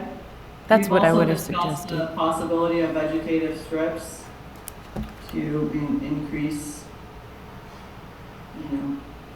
vegetation. Yeah. Well, just anything that we can do, really. The whole street, you know about it. Kids come down with their little boats. It's just, Okay. and it's a beautiful area. I love Wilson's Grove. Yeah. Anyway, thank you. If you could do something on that regard, and we don't have to make a big stink about it. It seems as though I just wanted to make sure, because I am newer on the commission, so I wanted to make sure that there wasn't something that we were missing that the owners would be happy to do and that might make it a little less onerous. Okay, so part of our deliberations, the record will show that the owner's representative is willing to look into the possibility of a second catch basin on 25 due to the slight increase in runoff and impermeability. Okay, so we have that on record. Is there a motion on the floor, Mr. Chair? What's that? Is there a motion on the floor? Okay. Well, I would, Yeah. then I would just also contribute by saying absolutely we could request or consider requesting increased stormwater management measures after construction, and then consider adding some conditions for enhanced stormwater management during the construction phase. Because, let's be honest, we're not just talking about rainfall, we're talking about nuisance floods, we're talking about coastal storm flow. It's a lot of water. So, these small efforts, I think, cumulatively can add up, but there are resources and creative solutions available to address even challenges such as what this lot presents in terms of enhanced stormwater management. I think that's absolutely something that we can address, Marjorie. Good, yeah. Yep. That's good. I think everybody's trying to do the right thing, so I appreciate the consideration that works. Okay, anything else? Is Drew still on there? Does he have anything he would like to add? Yeah, I'm here, Paul. Nothing to add. Thank you. Okay. Anything else from the public? We're good on that? I'll say one thing, though. Yes, if go I ahead, could. Dan. So for the stormwater stuff, I do want to say that with the flood vents in the basement, that's going to be a big thing for any stormwaters. But also with this road, I think a big consideration has to be taken into that's not on this project, it's on the private road. At the end of the road, it is not deteriorated, it is built up to the point where it's on top of a coastal dune, all pre-existing 1979. That is, in my opinion, one of the major issues to stormwater on this road, because that goes right into the beach, basically, with a two-step stair. So if you could imagine 2 steps on a stair and the height of that, that's not a very big wall, literally, for the water to get over. So I do think with this, on this project, if there could be another dry well or something like that installed, I think that could be conditioned. I don't feel that this project or the one before it is going to change the makeup on the street of that. I think the road needs attention by the neighborhood, everybody on the road, or whoever owns it, as well as the end of the road needs some kind of attention, because it literally is funneling water in during storm events. So that's all I just wanted to say to that. Thank you. Okay. True. So I would accept the motion. Make a motion to close an issue at 25 Wilson's Grove with conditions, a second catch basin, a dry well, a vegetative strip, I guess down the middle of the driveway.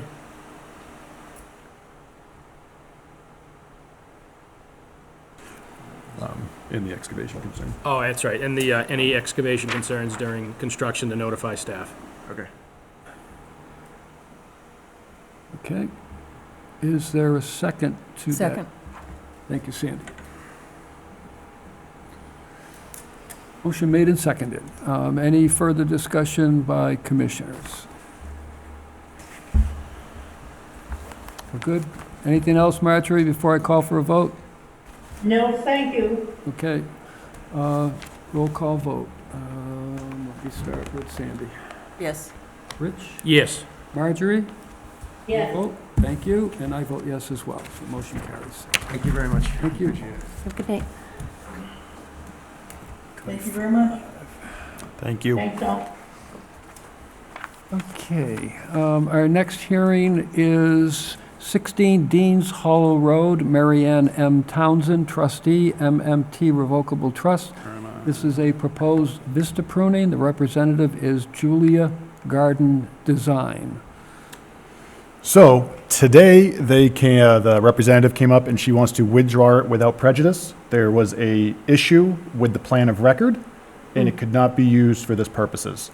What's happening is they've contacted an engineer firm to just reevaluate it, and they are going to reapply with a new notice of intent. Okay. Good. Okey dokey. Withdraw without prejudice. Yes. Should Can we vote on that? Yes. Do we need a motion? Yes. Yeah, the notice of intent was already filed, so it does need to be voted on. So they're going to come back with a different NOI. Completely different submission, completely different DEP number. All right, Yes. so we'll just put this one to sleep. Okay, I would accept a motion for the request to withdraw without prejudice. So moved. So, Thank you. Is there a second? Second. Thank you, Sandy.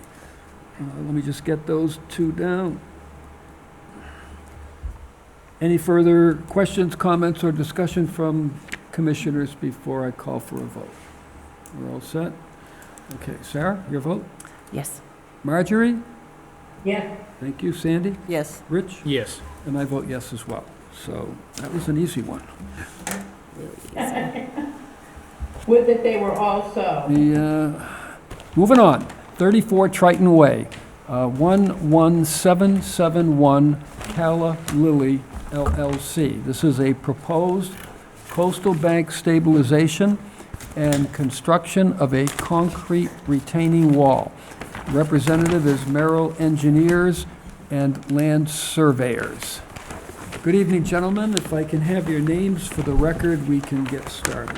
Good evening. For the record, Tim Santos from Merrill Engineers and Land Surveyors.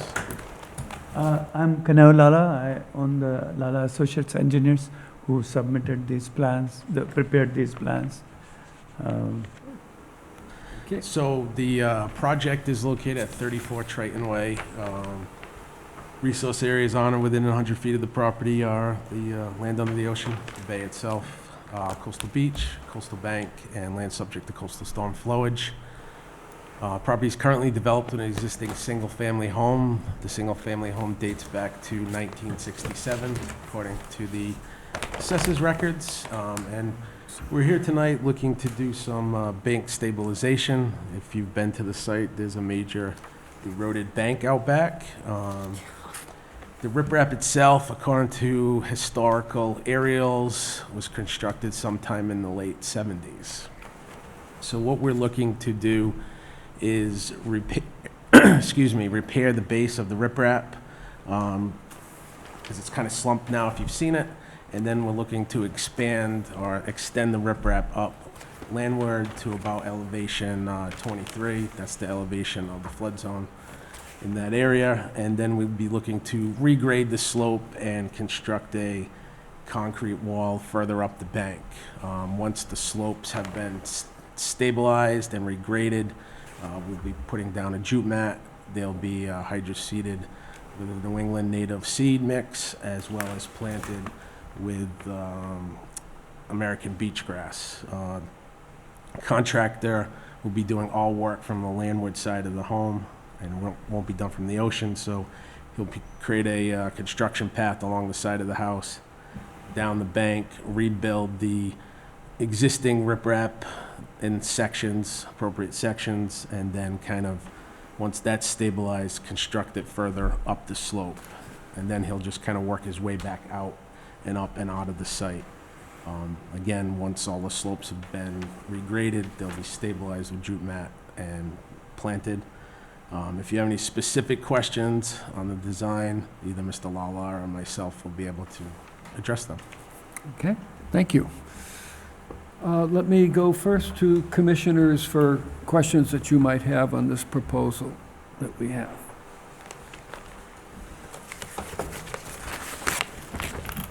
Can you just expand a little bit on how you're gonna get all that equipment down there?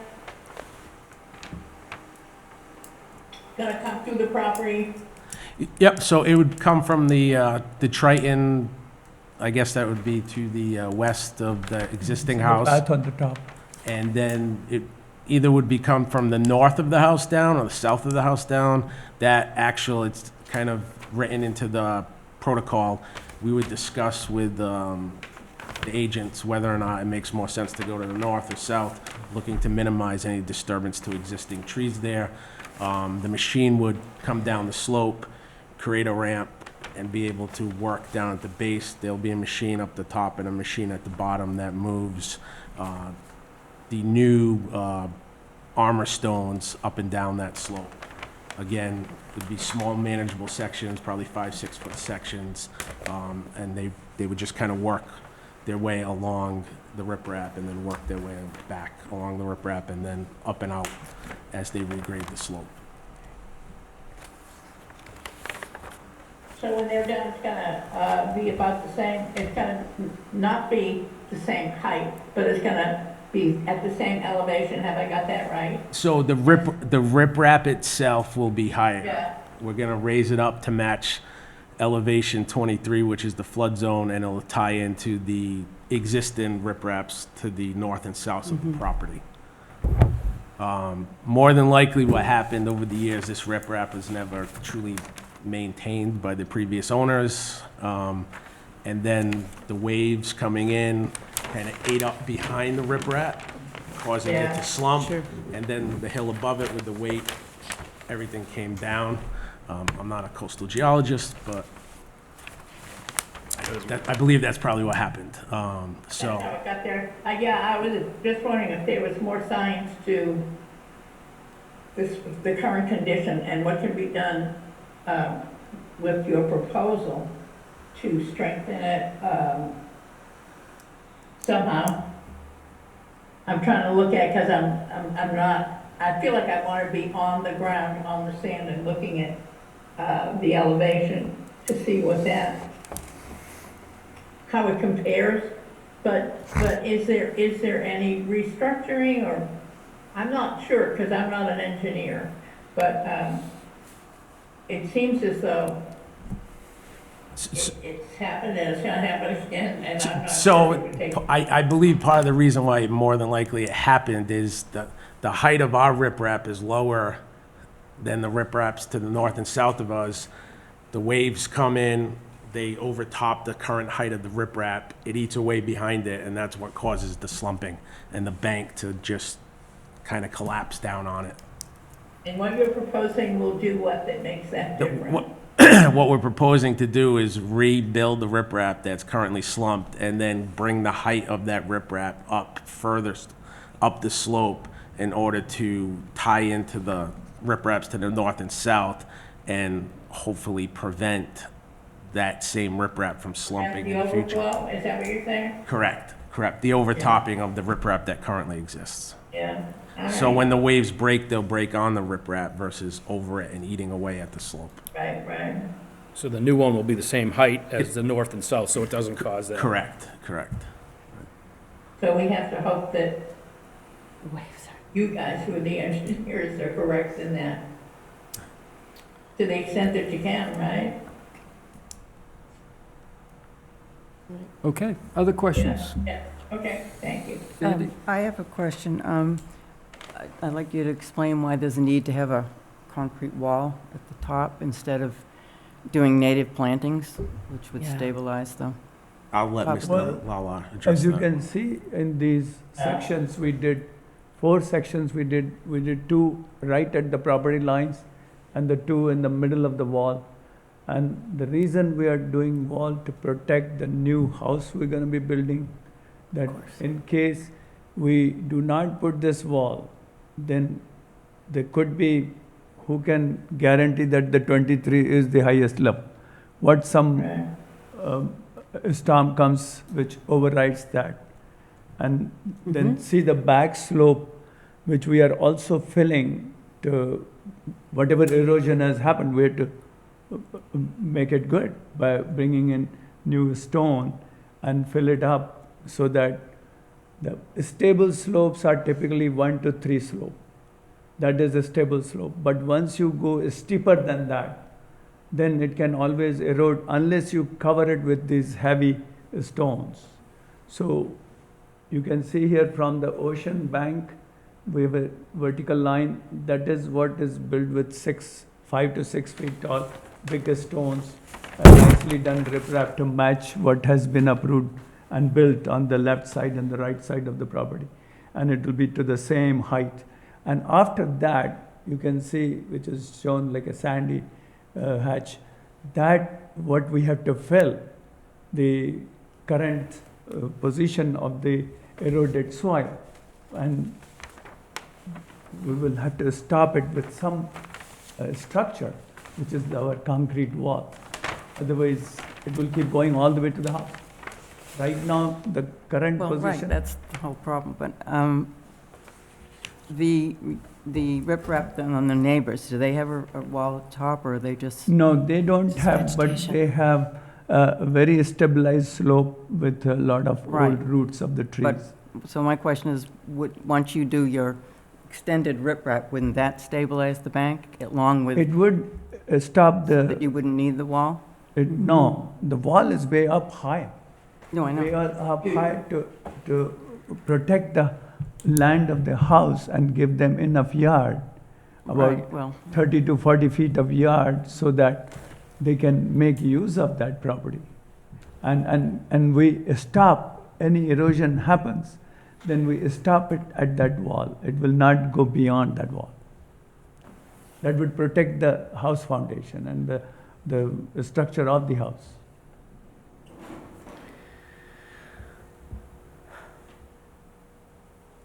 Anything else, Sandy? No. Other questions from commissioners? I've got some questions. You might have at least one. But, oh, yeah. I think, you know, to Marjorie's point, this is an instance where I feel very strongly that peer review would be very helpful. I would like to see an independent report from a coastal geologist speaking to the efforts as proposed for the stability of the coastal bank, because of course it's our job to consider the coastal bank, not the house. And I do see that awesome red 1970s house is surrounded by very new, very fancy houses. I'm absolutely certain that there's a commitment to have a house on this property, and I'm not surprised to hear that that's part of the plan. So if we're looking at the disturbance proposed to stabilize the bank, and then we're looking to the future for disturbance proposed to tear down that house that was just not maintained and is in complete disrepair, and put another house commensurate with the houses around it, I think we need to exercise a lot of discretionary authority here to ensure that we're doing due diligence to protect the coastal bank. So I am not comfortable moving this forward at all until we've had some independent peer review from a coastal geologist, for starters. And I do also want to note that I don't have a stamp on any of these plans. No stamp on I that? don't see that these are stamped plans.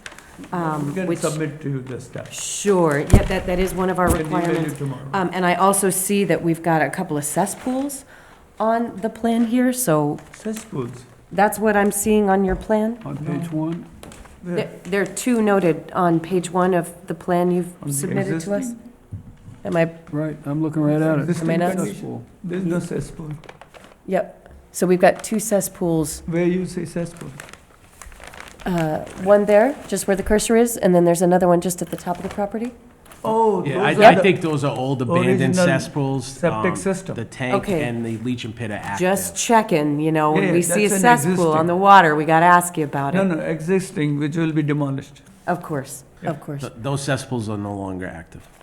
Because They're the- still in the ground, but they're not I'm sure, active. I know there's nobody in that house either, maybe some squirrels or something. There's a but- tank and a leaching pit. Okay. That's the current active system. Wonderful. And I do want to echo Sandy's concerns and observations just about, you know, vegetation versus concrete walls. I do think that the water coming in and what we're looking at in terms of projected data and science for climate change, the cement wall's not going to No, that stop wall this is only erosion. protecting the house. So I think. It is not protecting erosion. Understood, but it at the expense of the stability of the coastal bank, which is our purview. So Well, I'm that- not comfortable with that anything helps that's the proposed. reducing the slope of the Sure, covering the eroded area. Sure. If I make it steeper, sure. then it will keep on eroding. No, I So- do understand, sir, I By do. building the retaining wall, we Right. can reduce the slope. Sure, and vegetation is our preferred way to And stabilize of course, we sensitive clearly resource said areas. that in our proposal, that it will be Sure. hydroseeded, and we will put the wetland mix for the ground cover. Sure. The bushes which will hold the soil. Understood. It's Thank very you. important. Yes, I would like to see a report, a peer review Sure. report on this one. Is Before we something move it you forward. have your list of peer review engineers do that? Do we have a technical service provider list, Dan, or is that something that would? We do have our consultant and contractor list, absolutely, that I can have forwarded. That's not a problem. Off the top of my head, I'm not too sure on that list for this type of project. Sure. But I would imagine there absolutely is one or two or three firms. Sure. on there. Are there state agencies also that provide services? I don't know about the weight. That If I'm just CZM not is something that 100%. would, okay, That I'm not too sure. I can definitely Okay. look into though. sure. Okay. That's all I've got. All right. Thanks, Other Paul. questions? I have a question, Dan, either for you or for Drew, maybe both of you. In listening to the presentation, to me, it seemed apparent that the desire for the retaining wall was for protection of this building.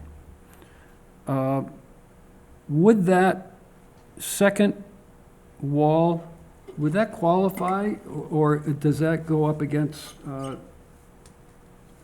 the state regulations? I mean, I know the house was built in 1967.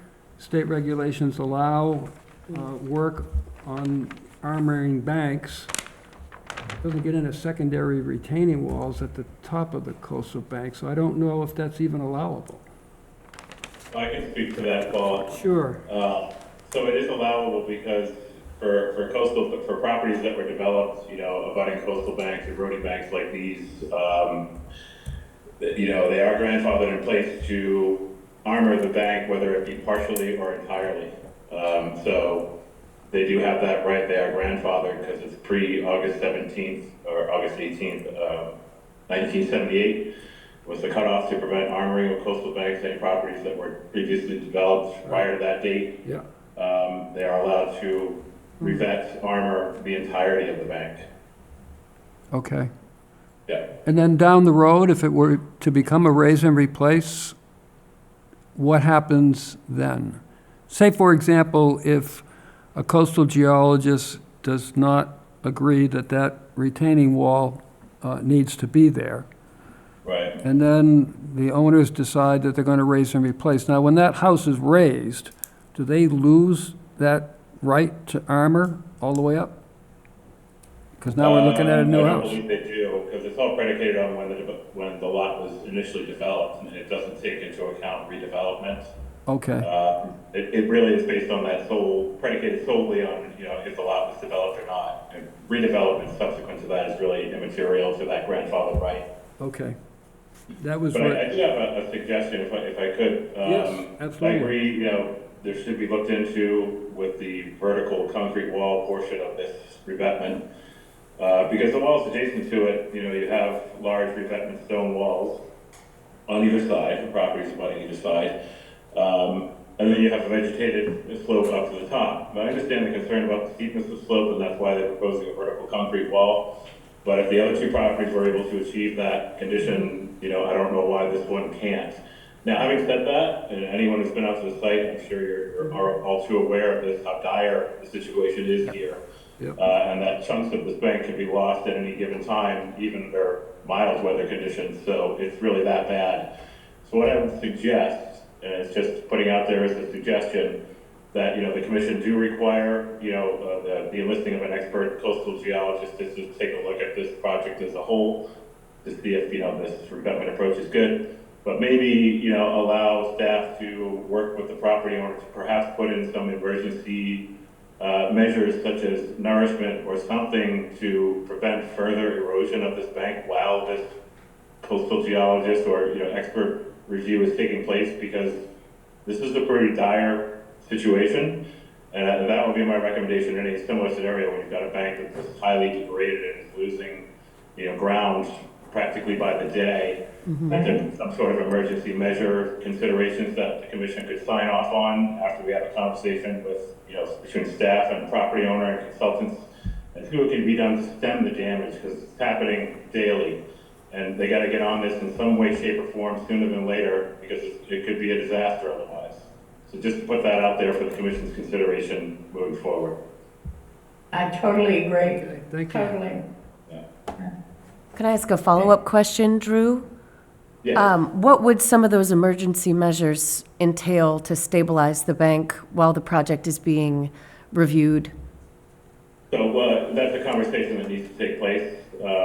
So we would certainly get the details on that, but what comes to mind and what's happened in previous, situations like this, from my experience, there would be some allowance for bringing in fill, some sand, just to kind of beef up what's been caved in and lost, and then possibly covered over with erosion matting. Sure. Just to stabilize the bank, prevent further damage, put some fill in, but not enough to overtop the bottom portion of the retaining wall that Sure. exists.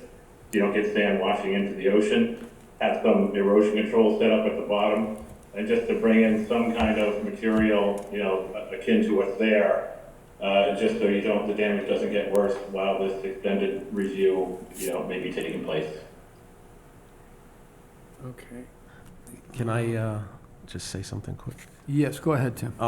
Would there be any thought into potentially, if we remove the wall for now, just so we could try to get that riprap repaired, because that, like, ASAP, and then maybe we come back with some type of amendment for the concrete wall portion? I'm just trying to think outside the box. That's what I'm trying to, versus, I'm really worried that a consultant might be, I can't get to this for 6 months.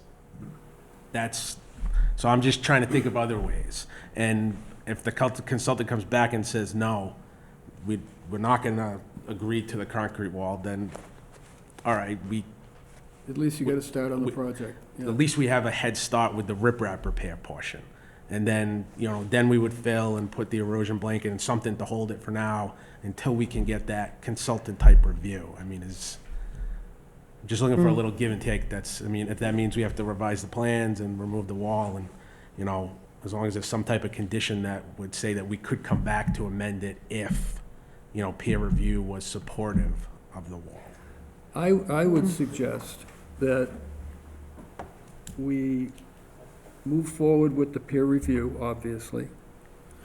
We would go with the applicant's desire to remove the wall portion of the project for now and allow the project to proceed under the direction of staff for emergency repairs and/or the placement of the riprap, which they have a right to put in regardless of what a coastal geologist says. They have the right to at least bring that riprap up to the same elevation as the two abutting parcels. I would like to see that as a compromise, that we get started on the project, get the retaining wall out of there, because personally I felt the same way looking at these plans. Why do we need this retaining wall? Because there is no retaining wall on the other two parcels, and they're holding tight. So if we can get this project started with that part, if we are in agreement, have the wall removed from the project for now, have a coastal geologist look at it to alleviate anybody's concerns, and then if they do want to bring the wall back in, if it seems to be a logical step, it's allowable by 310 CMR, according to what we heard from the agent. The DEP comments there were none. I expected if there was gonna be a comment about that wall, it would be right then and there saying you can't, kind of similar to what you're saying. Well, that's why I asked the question. You can't double armor it. Right, that's why I asked the question. And it was explained to me the way Drew just explained it to you, that we had the right to actually armor it all the way to the top, or armor it, then naturalize it, and then armor again. I mean, there are provisions, right, in 310 CMR, it's 10.30. That date of August 10th, 1978, certainly is the trigger to grandfather in, as the agent mentioned, but there is language to follow saying, provided that the following requirements are met.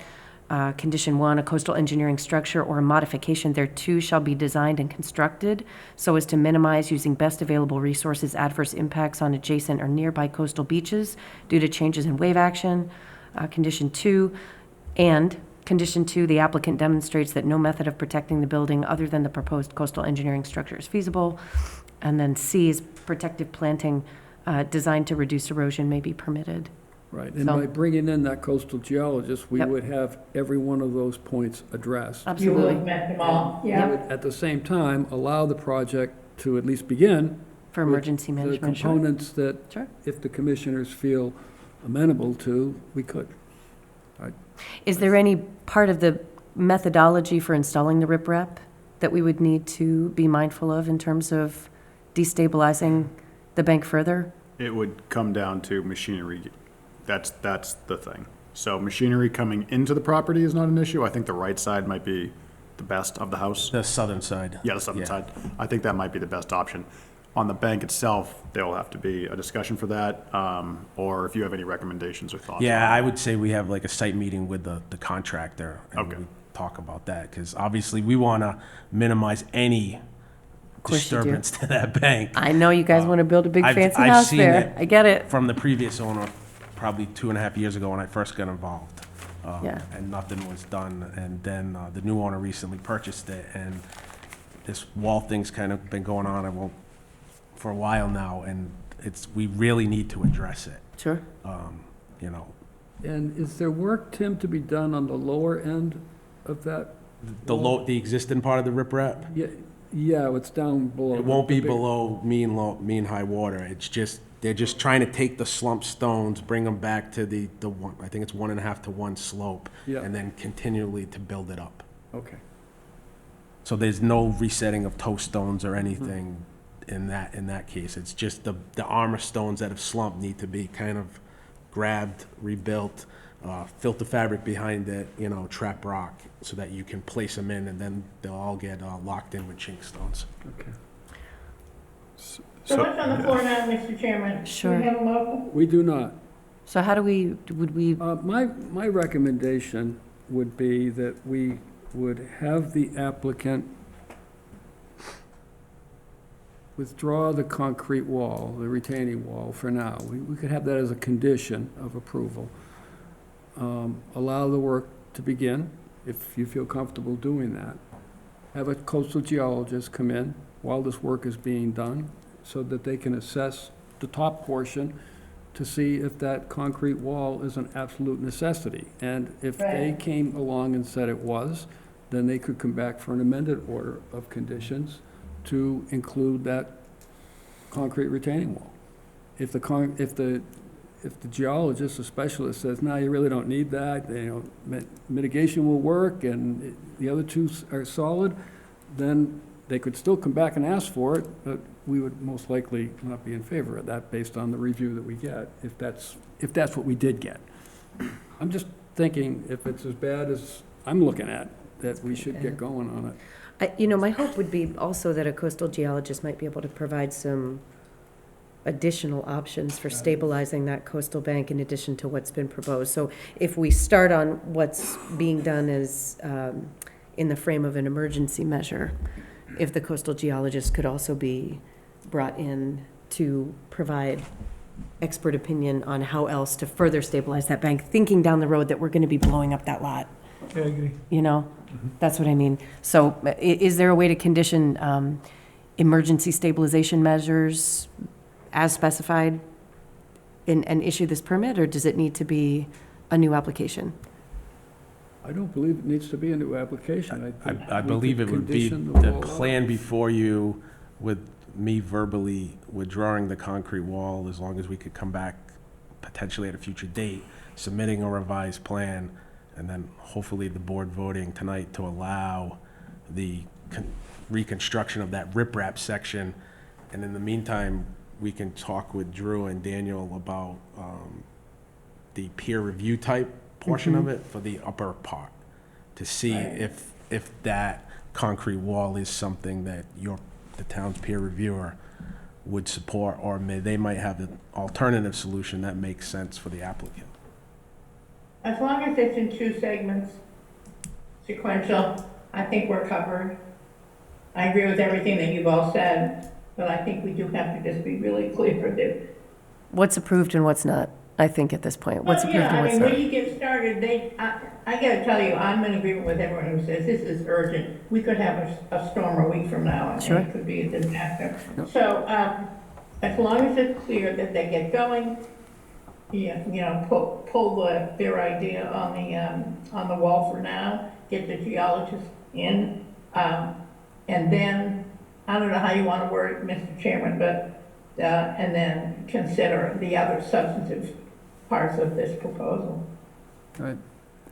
I think we're all in agreement. Sure. Sounds fine. Can you make a motion, what's currently there, and condition it without the wall Right. to allow them to proceed with conditions of a coastal geologist? I believe we're Yes. within our rights to do that.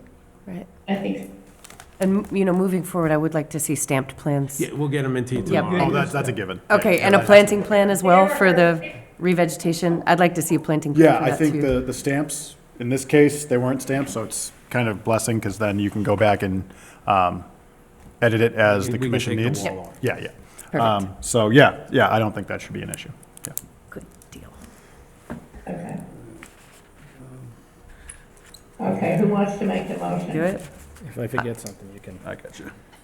Make a motion to close an issue at 34 Triton Way with a condition that the concrete vertical wall will be deleted for this time until a coastal geologist can do a study on it, but allow the remaining project to continue.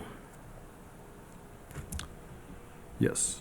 And the concrete wall Yeah. can come back with an amended order. And the concrete wall can come back with an amended order. Sure. And the peer review to extend to the whole project? Yes. Not just the concrete wall? As well as Right. so the peer review as well. Yep. And the peer review. Good. And then including conservation staff, right, in any pre-construction Yeah, site that would visits be to normal address emergency conditions on measures? the That will be, so, yeah, so with any approval of permit, Perfect. there'll be two forms called, literally Forms A and B, go figure. Yeah. And that's how we will facilitate the Fantastic. construction from there, yeah. Okay, Okay, All righty, is there a second to that?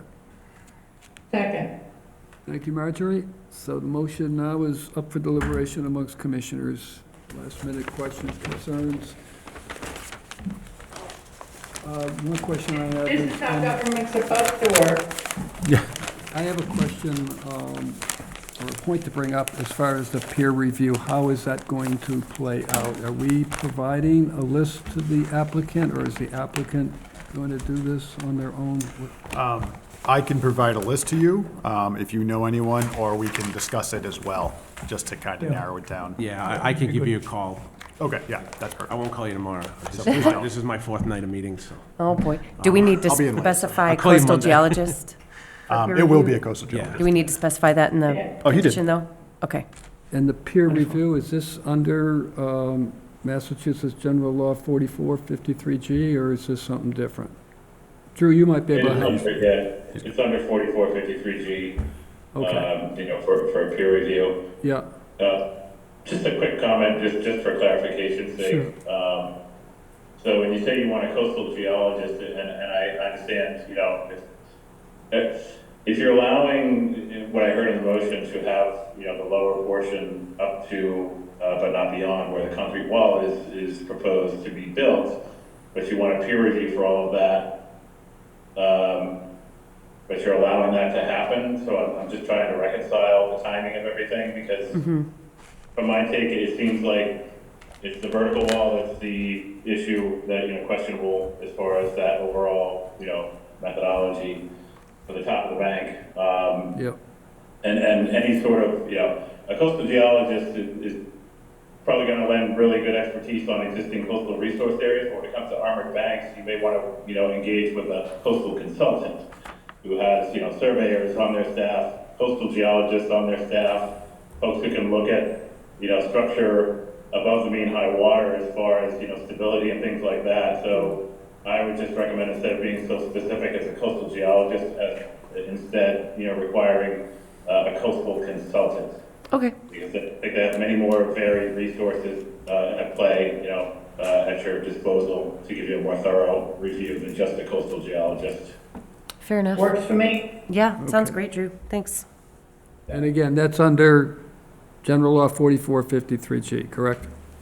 Yes. Okay. Yes, we can hash all that out with the applicant. All right. All the details of that, so we can take care of that as staff. Okay, I just wanted to clarify the motion so that we knew what we were dealing with. Yep, same here. Good. Okay, any other last-minute concerns before I call for a vote? We're good? Marjorie, you're all set? Yes, sir. Okay. Sarah, your vote. Yes. Sandy? Yes. Rich? Yes. Marjorie? Yes. And I vote yes as well, so that Thank you for your motion time. carries. Thank you for working with us. Thank you. Good luck. Yeah, good luck. Get going on that. And just quick question, when I send you this stamped drawings, probably Monday, should I remove the wall and then send it? So it doesn't Yes, show the wall? yes, in remove my the wall for now because that will be the plan of record, so yes, please do. Extend the grading to that. Yep, just remove the wall and we'll go from there. Thank you. Thank you. All right. Okay, hold on one second. I'm trying to find my agenda. Got so many windows open here, I can't see. COC. We have a certificate of compliance for 31 Fiddler Crab Lane, Prescott White and Adam Eckhart. That's DEP file number 0433231, and that has passed inspection, so there's paperwork that will be coming around for you to sign. Going back to... Paul, I'm sorry, I don't mean to interrupt. I had a thought when it comes to COCs, just as a matter of housekeeping. Sure, go ahead. And commission choice, obviously, but I would recommend, because I've seen other commissions do the same, that for COCs, just like you would for extension permits or any other permits, that you have a motion and second and roll call vote for COCs, because you are signing these permits just like any other one. Okay. And I think that would be a better protocol moving forward to include COCs in that process. Just to have it on the record. Exactly. Okay. Drew, I'm really glad you brought that up, because actually I requested the plans for the COC, and I would actually really like to see the as-built plans and the compliance statements before I sign the permit or hear a little bit more about it. And I did go out to this property, and one of the things on the COC is I had some questions. So I would love the opportunity before we make a motion and do a roll call vote just to ask the agents about a couple of points of clarification, if that's reasonable. So I saw that the work was completed summer of 2023, and it's winter of 2025. There was a 3-year monitoring and maintenance plan conditioned for a lot of buffer plantings. And I'm just curious how it is we're signing off on compliance for that and 3 years worth of compliance reports if we're only a year and a half in. And I did go out today. I know it's not the best time to look at the condition of plantings, but they look pretty sad. But I don't look at these all the time. Everything looks sad out there now. That's right. Everything looks sad. So I just wanted to confirm my understanding that we're noting compliance of 3 years worth of compliance reports when we haven't had time to do that. Right. Monitoring. Yeah, so I can answer that. Sure. So any sort of condition that's in an order of conditions, whether it gets closed out or not, is going to be enforceable because it's been recorded, even if it goes, even if a permit is closed out, because this is, monitoring and maintenance of mitigation plantings, and it is a condition stated in the order. So closing it out doesn't mean that specific condition is closed out. That extends beyond closing out. But if it makes, folks more comfortable, we can approach the applicant and say if there's no rush to close this out, and the commission would prefer to wait until the end of the 3-year mitigation monitoring period is complete and see what the plantings look like at that time. We could certainly reach out to the applicant and see if they would be amenable to that. Sometimes, because as you know, recording of the permit places a lien on the deed, and if they want to sell their house or transfer, and all these conditions would go with that, to any new homeowner, they would be equally obligated. That could be the reason why they're applying for a COC now. I just don't know the answer to that. But to answer your first question, this condition doesn't go away because they get a COC. It still has legal standing and enforceability. Wonderful. Thank you. And I noticed in the order of conditions, there are some conditions that are into perpetuity when the property changes hands. This is right on the water. If the vegetation isn't well established, a year and a half in, I just wanted to make sure we're doing our due diligence. It has to be, according to the condition in the order, it has to be maintained to a 90% success rate at the end of 3 years. And if that doesn't happen, the commission has the right to extend that monitoring period for as long as it takes to achieve that threshold. How did it look to you all when you went out there? It looked good. I mean, it looked, like some plants probably did expire, or maybe struggling. It can get kind of tricky when you're planting on a sloping bank, but, with washout and things like that. But the first report was submitted and did say the plants, were in good health, but that didn't account for the winter. So we'll see what the spring report reveals. And, you know, at the end of the monitoring period, we'll see where we're at, where we land. And if it's, you know, less than 90% or it needs enhancement or any of those considerations, we'll make sure that the property owner, you know, adheres to that standard. Okay, All right. fair enough. Point of procedure clarification, Drew, you said that other commissions do a motion and a roll call vote on these COCs. What happens for a commissioner that had nothing to do with the project as far as issuing the order, deliberating on it, and so on and so forth? Because would they be eligible to vote on the certificate? That's a good question, whether it takes them going back, because sometimes we have these DOCs that are several years Exactly. Later from the order, so. I mean, it may come down to one or two commissioners that are still left on the board that have that length of history, you know? Yeah, that's true. I mean, I honestly, Paul, I don't know the answer to that, but that may have been the case previously, but I would think that as long as you've got a quorum and you trust staff to, you know, complete the inspection, I think you're in good shape, but honestly, I don't know the answer to that specifically. We can certainly find out. Yeah, we should probably research that a bit, just so that we're, you know, not doing things erroneously. But for now, I'll entertain a motion to at least get this one. We don't know if there's a rush on this. Do we know that? No, I don't know. I mean, I only assume that, you know, people are just, when it comes to COCs, they just want to close things out for housekeeping purposes. Right. Sure. A sale or transfer or what have you, so I don't know the answer to that, but we can find out.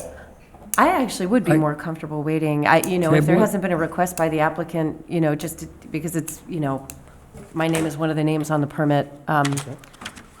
Sure. Making sure that we're not saying something is done and then it's not done. And then in the future, if there's a way to think about, you know, maybe the monitoring and maintenance or the operation and maintenance plan for mitigation plantings, I wonder if that could be worded differently in the order of conditions, so that we don't have to wait 3 years or 5 years. Right. For this particular element. It could just be into perpetuity or to that 90% success rate, as you just mentioned. There's a lot of good language on the table. Obviously, none of that is going to make a difference for this one, but I would be more comfortable waiting until at least we've got, you know, a growing season in. We can see how they did over the winter. Well, then, I would suggest a motion to table to March 20th, and that would give staff time to research the issue, whether if it needs to be done right away or not. We could deal with it on the 20th. We could look back at the minutes of 0433231, see who the commissioners were that deliberated on that. Sure. And then we'd be on solid ground. Does that sound? I think that sounds like the best procedure so I would accept a motion from somebody. Make a motion for 31 Fiddler Crab Lane to table until March 20th. Okay, is there a second? Second. Okay, and according to Robert's Rules of Order, a motion for table has no deliberation, you go right to the vote. So, Sarah? Yes. Sandy? Yes. Rich? Yes. Marjorie? She's still there? Yep. No, she's not. She's not, okay. She must be 9. And I vote yes as well, so we'll table that to our next meeting, okay? All right, moving back to pre- and post-hearing agendas. We have approval of draft minutes for December 12th, 2024, and eligible to vote on those of the people that are here would be Sandy, Sarah, Neil, and myself. I've looked at those draft minutes. I saw a couple of issues, so I don't know. One of the things that I saw, I think you were referring to Dan, and it says Mike in the minutes. No, I double checked because Drew saw the same thing, and I was going to mention that if there wasn't. Dan had said something about Mike scheduling.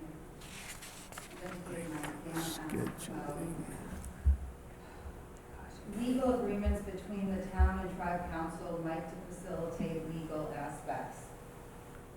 So. Mike. No? I do not know. Okay, I listened to the recording too Understood, again. okay. And it does say that, I must have so misspoke. I'm not sure. I was going to highlight it, but I wasn't able to mark the document. Yeah, so I could just put your name if you want. Is instead of Mike, just put Yeah, Dan? yeah, put Okay. mine. I checked with legal on that, so. Okay, so I'll Or M, replace have been Dan. checking, so. Yeah, I believe it was, I believe it's referring to you. Yeah, yeah.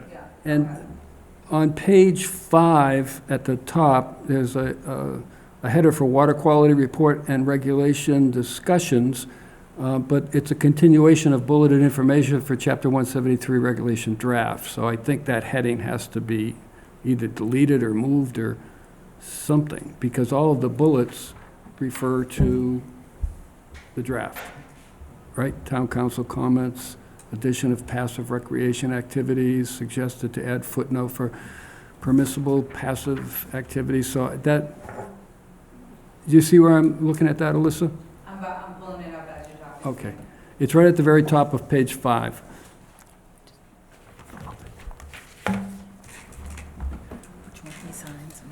I think it's just a heading that's out of place. Water quality report and regulation discussion. I think it's because that was the discussion that you had, and that's just the title that I put. Okay. Regarding that. But if you want me to find a way to rephrase it so that it's a little bit As long as, as long as I guess it's, understand. as long as it's noted as an edit, so that if I get a motion to accept these, those will be with those edits, okay? I didn't see anything else. Sandy, did you say you saw something there? I think it was page 7 under 42 Sandy Way. There's continuance, should be, it's left out. 7? Yeah, on page 7, it's 42 Sandy Lane. I forgot the word continuance. Yeah, it may have just. Proposed system, agent comments, motion. And then for 157 Daniels Island Road, I believe we had a whole set of conditions on the first motion. There were like 6 that didn't make it into the minutes.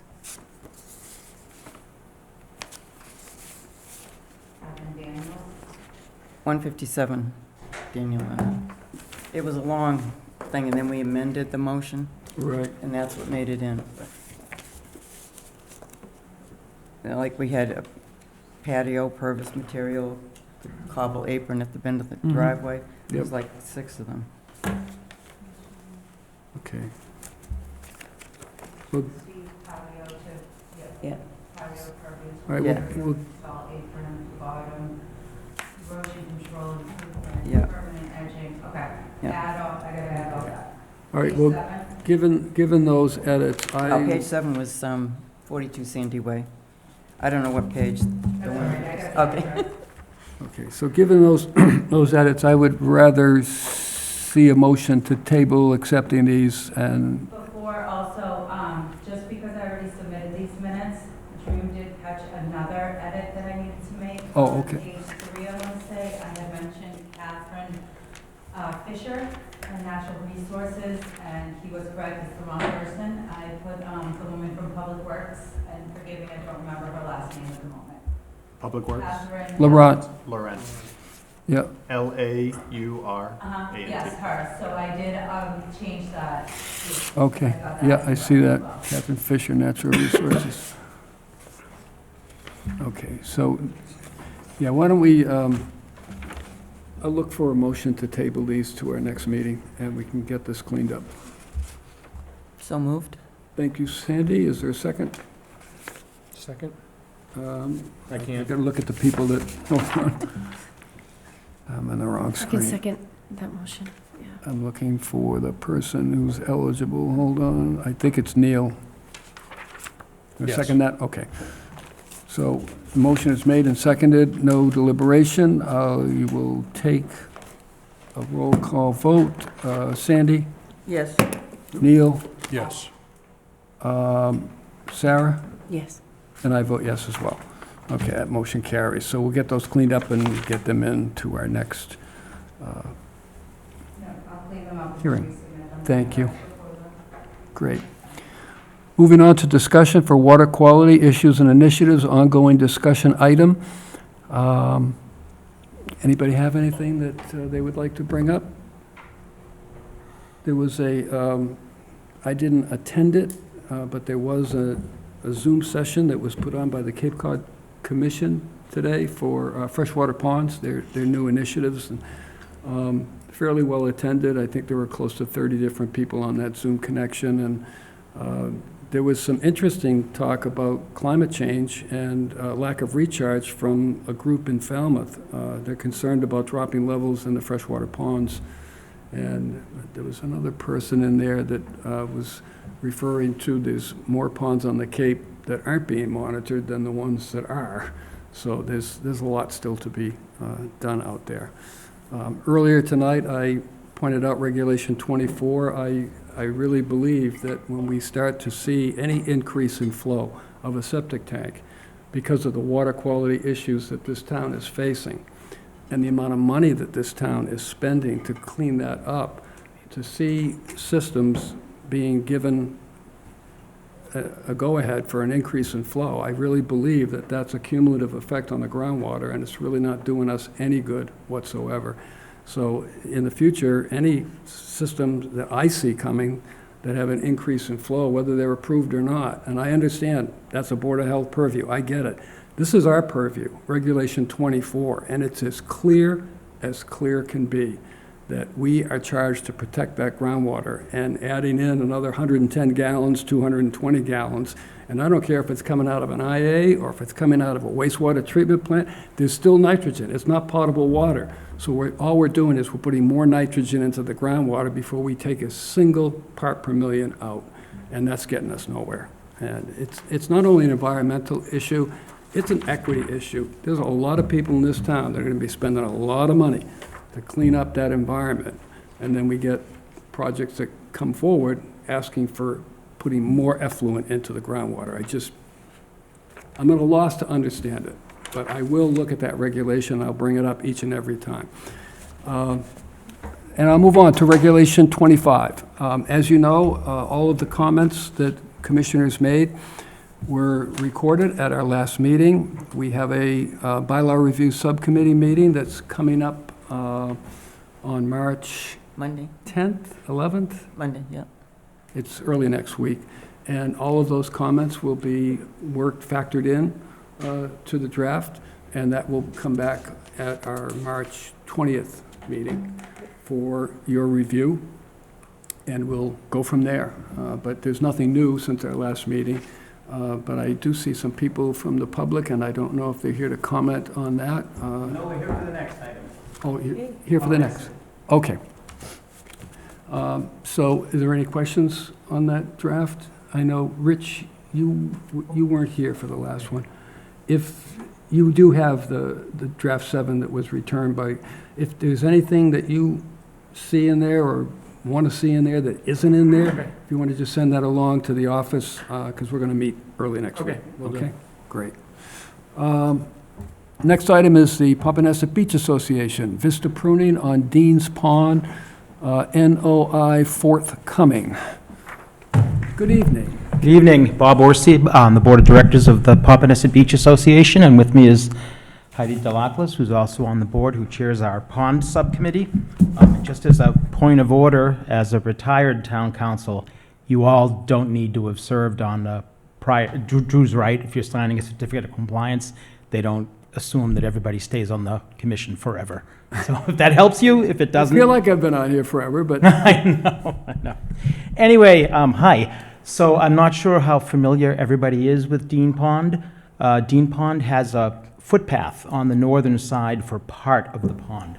And where that footpath is, that land is owned by the Pompanesett Beach Association, as is the little sliver of land that runs from the path side down to the pond. In the past, homeowners have come to the commission for a permit to do vista pruning in the area, and sometimes we get notified, sometimes we don't get notified, and we had a policy in the past of just working with the homeowners to let the homeowners prune in that area. We've long since come to the conclusion that that's not a good idea, that if there is a violation, we're the ones who are responsible for it.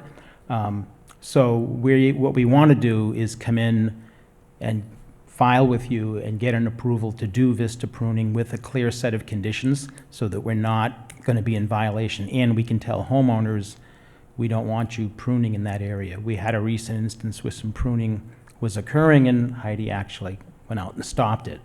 So sometimes it happens without you knowing and without us knowing, and we wind up calling Drew and telling Drew, you need to come out and take a look at this. We're very comfortable working with Drew.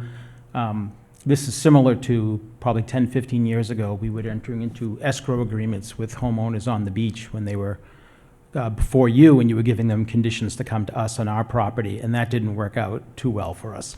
So I think the position that we're now in is if work is going to be done in any area that we own, we should be doing the work. We should be coming to you for an approval and a list of conditions, and that way, if it's done wrong, you know to come to us. Right. And you're going to come to us anyway, because if a homeowner does it and it's not done right, it's not their land, it's our land. So that's what we wanted to talk about tonight, is we want to come in and file with you. We wanted to have an informal meeting, just see if you had any questions or concerns we should try to address as we put the submission together. I agree with you 100%. If you have a homeowner that's on your property doing vista pruning, we go to the owner of record, and it's on you, not them. Yep. So it's good that you're entertaining that thought. I would suggest that you just follow the vista pruning regulations that we have. I believe that's in Regulation 29. It is, yep, I was just gonna. You know, there's all kinds of guidelines in Yep. there to follow. Certain percentage of the amount of material that you're going to be taking out, given the length of the boundary of the lot. I believe is it 25%? 25%. Well, this is a little unique, because it'd be the whole pond. If I could just speak to the reason why I had them come in Sure. with this particular approach is because, yeah, the Reg 29 is the correct regulation that deals with the protocols for vista pruning, but the whole reg is really worded with single-family lots in mind and not multiple family lots and not large stretches of association land that is essentially one parcel. So it's a different animal, so to speak, than what you typically see for vista pruning, which is predicated on 25% of the linear frontage along a water body or a wetland, if you're looking at a single-family lot. So it's a different, this is the reason why I wanted them to come in, to get your kind of, just to present the scenario here, is that when you're dealing with a strip of land, like a condo association or association land in this case, vista pruning needs to be kind of tailored to the setting. So, you go by every stretch of, say, every 100 feet, you get 25%, get the total linear frontage. And the way that this should really be approached in a permit request with the blessing of the commission and after deliberation, is to try and figure out where you're going to establish corridors, because you have multiple homes that abut this vegetated area between those homes and PBA, and that's on PBA property.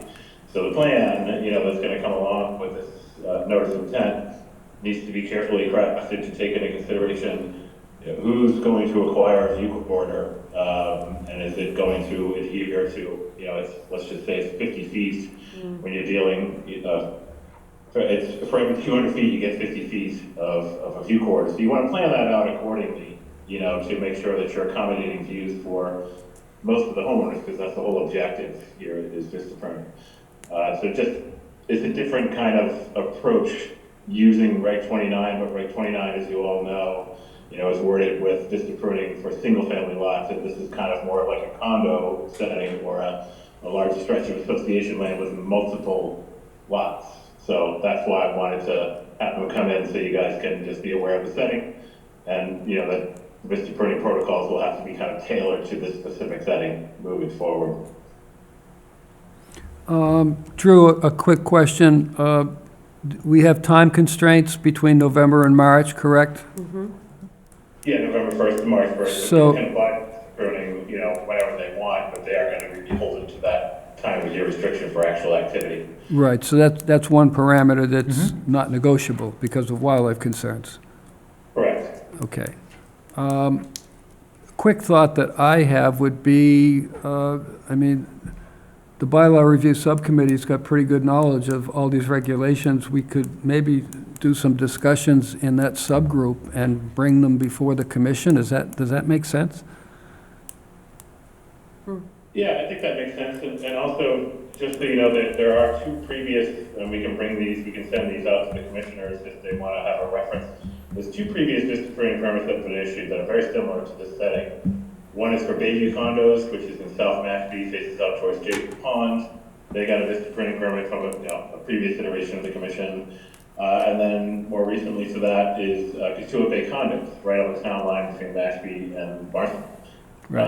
So you can take a look at, how those were approached. I think those would be your best examples because it's very similar to this setting.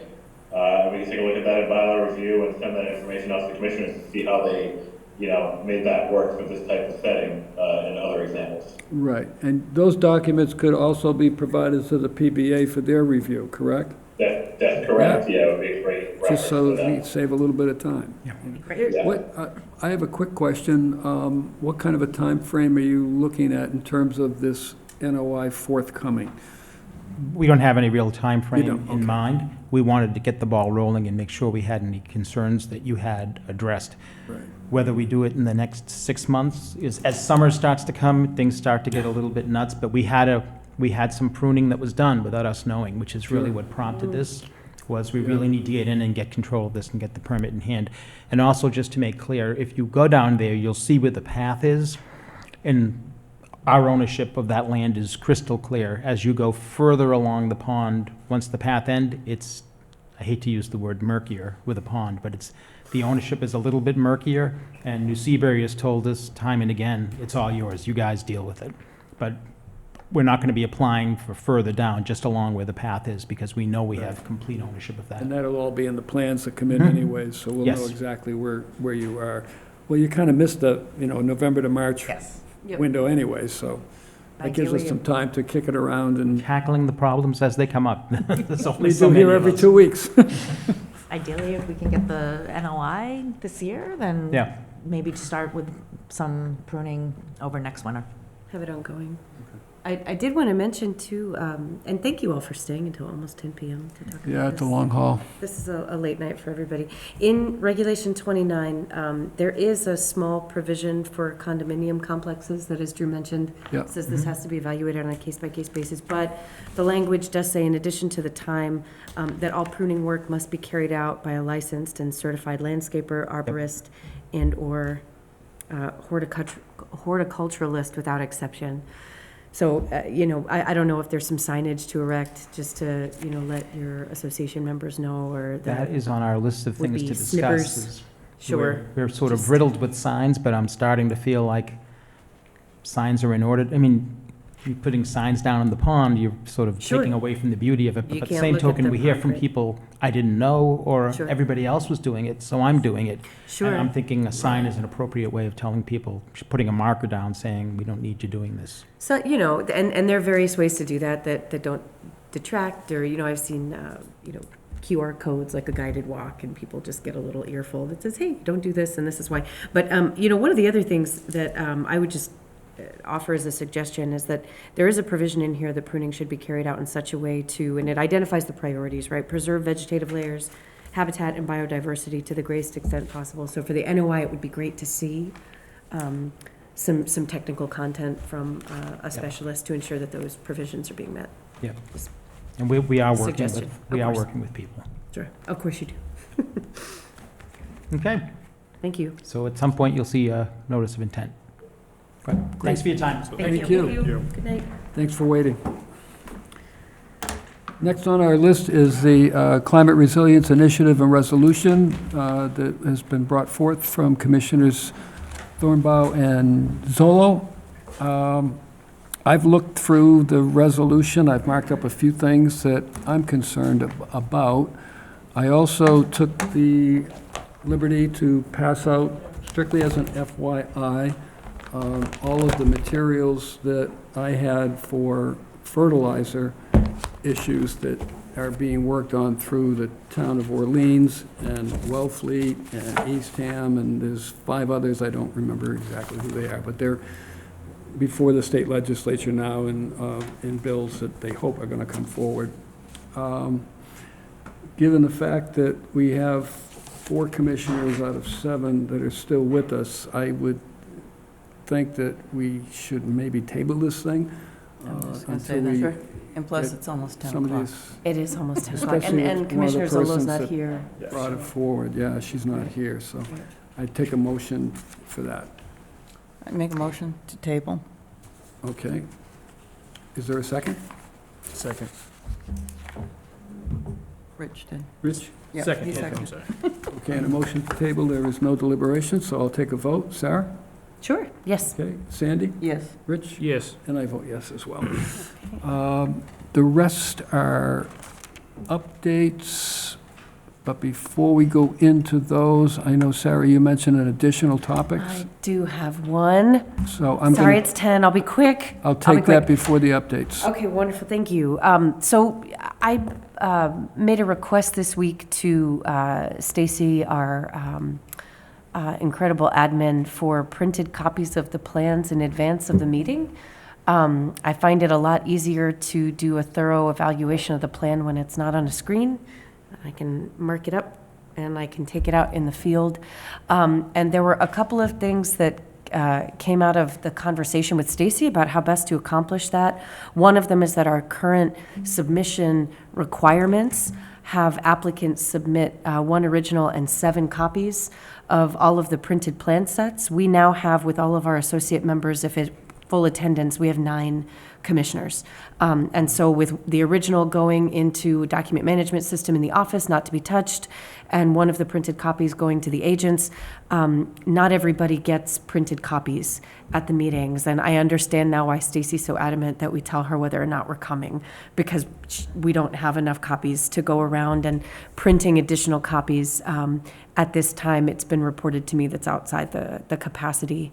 But I really would like printed copies. So one of the things that I did commit to Stacy to do on tonight's meeting, even though we're missing several commissioners, is to find out if there's anybody else that would like printed copies, either prior to the meetings, or, you know, if digital copies work for folks, just to get a gauge to see if we can start the process of coming up with a solution so that everybody has the information they need in the format they need it to do what we're being asked to do. And I picked up the copies, you know, I had to bring them in tonight. If there were any that were continued, I have to turn them back in to Stacy. It's just, it's very tenuous, the document management system right now. And I was able to pick these up 2 days ago, which is not a lot of time to review all these projects. So I just wanted to put it out there, a request for anybody else. I understand there have been other requests for printed plans as well. So just wanted to put it out there for discussion, maybe raise a hand of who could really benefit from having the printed copies beforehand, and if there are any ideas from the agents about how we might address Okay, the scarcity I'm issue. just the opposite. I'm fine digital. I keep everything on my laptop, and I can scale it for my scale. So I have no, and I bring the laptop out in the field, and I'm good. But I understand the whole scenario. A quick fix would be the bylaw review subcommittee, just change the number of copies that we're requiring. Just go from 7 to 10. Put it on the applicant, yeah. You know, that's a very quick, easy edit, and we just bring it forward and push it along. But I don't know how long that's going to take, so.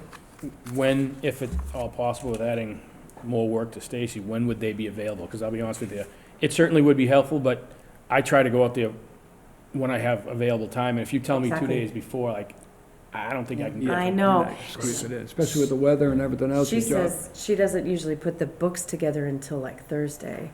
So Tuesday, she said, was the soonest. So that was another question is, you know, when they're turned in, can we just come and pick them up? Because I know there are submission requirements that say they have to be turned in, what is it, the Friday before? The Thursday before. So I don't know if that's just working with Stacy to identify what would work best to ensure we're not misplacing copies, or maybe we go sign them out. But I'm the same, Rich. I've got very limited windows of time, and they fluctuate. So having them as soon as possible, you know, similar to when we get the emails, would be great for me. So. I'll bring that up in bylaw review subcommittee as far as the number of copies. I don't see why we can't move the number of copies up. That might help a little. We'll just change the regulation. Even if they're not, plotter sets, even if it's just like 11 by 17 or something that, I can carry and mark up. Well, part of it too is that we have a full board with 2 associates, which I'm glad we had an associate tonight because we would have been short on a quorum. So, and that's a good problem to have. I'd rather just change the regulation and get more copies in here. I'd rather see full size just because. It's very small. And they get 11 by 17, some of those plans.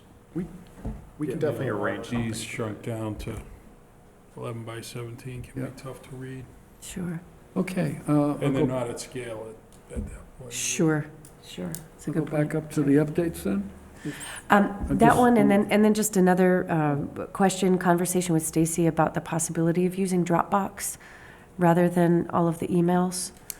Dropbox is a secure file sharing cloud-based system. It's used by other conservation commissions throughout the Commonwealth. It's also used with, organizations, agencies, universities. And what it would do is allow the staff to put all of the documents in one place. The commissioners have access to that one place instead of getting 10 emails with attachments that we have to download in order to preview. We get one email saying, all the documents are there, you can go and check them out. And as the revisions come in, they get added to the Dropbox. So it would reduce the volume of emails. It would put everything in one place. And on my system, I can't preview any of the files without downloading them, right? So it would save space. I'd be able to access it from my phone. Right. It would just simplify things. So I just wanted to put that out there for consideration. She said we needed to check with ID. We'd have to check with IT. For security. For security, they have changed a lot of systems lately. Okay. For security reasons, obviously. So I think Drew might have checked with IT. Oh, cool. I'm just not sure of the answer. Email attachments are not all that secure. Yeah. Right, they're not like encrypted or anything, so we're not, So Drew did check with IT, and the answer is no. The answer is no on Dropbox? He was not able to do the Dropbox. Okay. I couldn't tell you why, but yeah. Is there another alternative that would be available that we could explore, maybe ask a question to? I could ask. That'd be Yeah, great. I know nothing about the internet world, or technology. Well, so- lucky you, Dan. Yeah. Well, there's all kinds of other alternatives, but I don't know if, as being a former IT person myself, the issue is security. And it's not on the Dropbox end, it could be on the end of somebody else coming in. Sure. Especially in light of just what happened over in Bourne, they had a big hack over there, and, there was ransom stuff that was put on their server, and they had to go through hell to get it all squared away. So, but we'll ask. I think it's certainly doesn't hurt to ask. Great, thank you. Okay, moving back up to updates, unless there is something pressing in there, Dan, because of the hour. There is no updates pressing. Drew is on, but it seems the sound is not working. Dan, is there an update on the Tribal Co-Management Focus Group? Have we scheduled a meeting yet? So I have not. Okay. I'm just waiting for a response from them. What I have done, in light of the waiting, I have reached out to conservation restrictions on most of Conservation Commission properties. Cool. To discuss with them, to make sure we have no hiccups going forward, but also to make sure that with some of the stuff that might be talked about or resolved or planned on or whatever between the tribe and the commission, I wanted to make sure that they know of some of the ideas, but also that if there's any immediate no's, they would know. And what we came down to is when the talks start, once the focus groups start having meetings, I'm going to schedule with, for instance, the state to have their CR person come in and actually talk to the focus group to be on the same page for that property. One of them in particular is on Great Oak Road over at Jehu Pond. There's a lot of conservation there that commission runs, and it is all CR by the state. And is that DAR? I mean, who administers the DCR. CRs for? DCR. Oh, DCR, Yeah. okay. So they do that. I've been in touch with the State Fish and Wildlife as well because of other properties. Sure. So I have been reaching out to CRs to kind of get their gauge, but also to put it on their radar. Cool. So that's what I've been doing in the meantime. DCR has a new tribal liaison rep They informed me. Leah Yeah, Hopkins Perry? it was a great conversation. I actually met with them today. Fantastic. So it was Yeah. great. Well, I wonder if we could just maybe poke again and see if we could get that meeting scheduled. Yeah, I will. All right, well, let me know if there's Is that, anything. and I don't know if you even have the answer to this, is that something that the tribal council appoints? Yes, so I talked to Chairman Whedon, and Yes. he, well, not appoints, I'm sorry. So I talked to Chairman Whedon, and they will be discussing it within the council. Okay. I couldn't tell you if they have already. And he said he will be including members of the tribe, whoever gauges interest. Yep.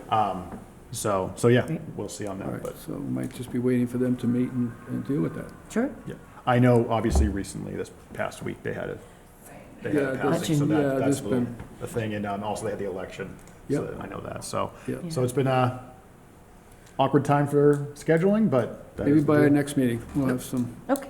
information on that. Okay, so if there's no other necessary updates, I would entertain a motion to adjourn. So moved. Thank you, Sandy, is there a second? Second. This is the saddest part of the night. But I know there's no deliberation, so Rich, I'm going to ask you first. Yes. Sandy? Yes. Sarah? Yes. And I vote yes as well.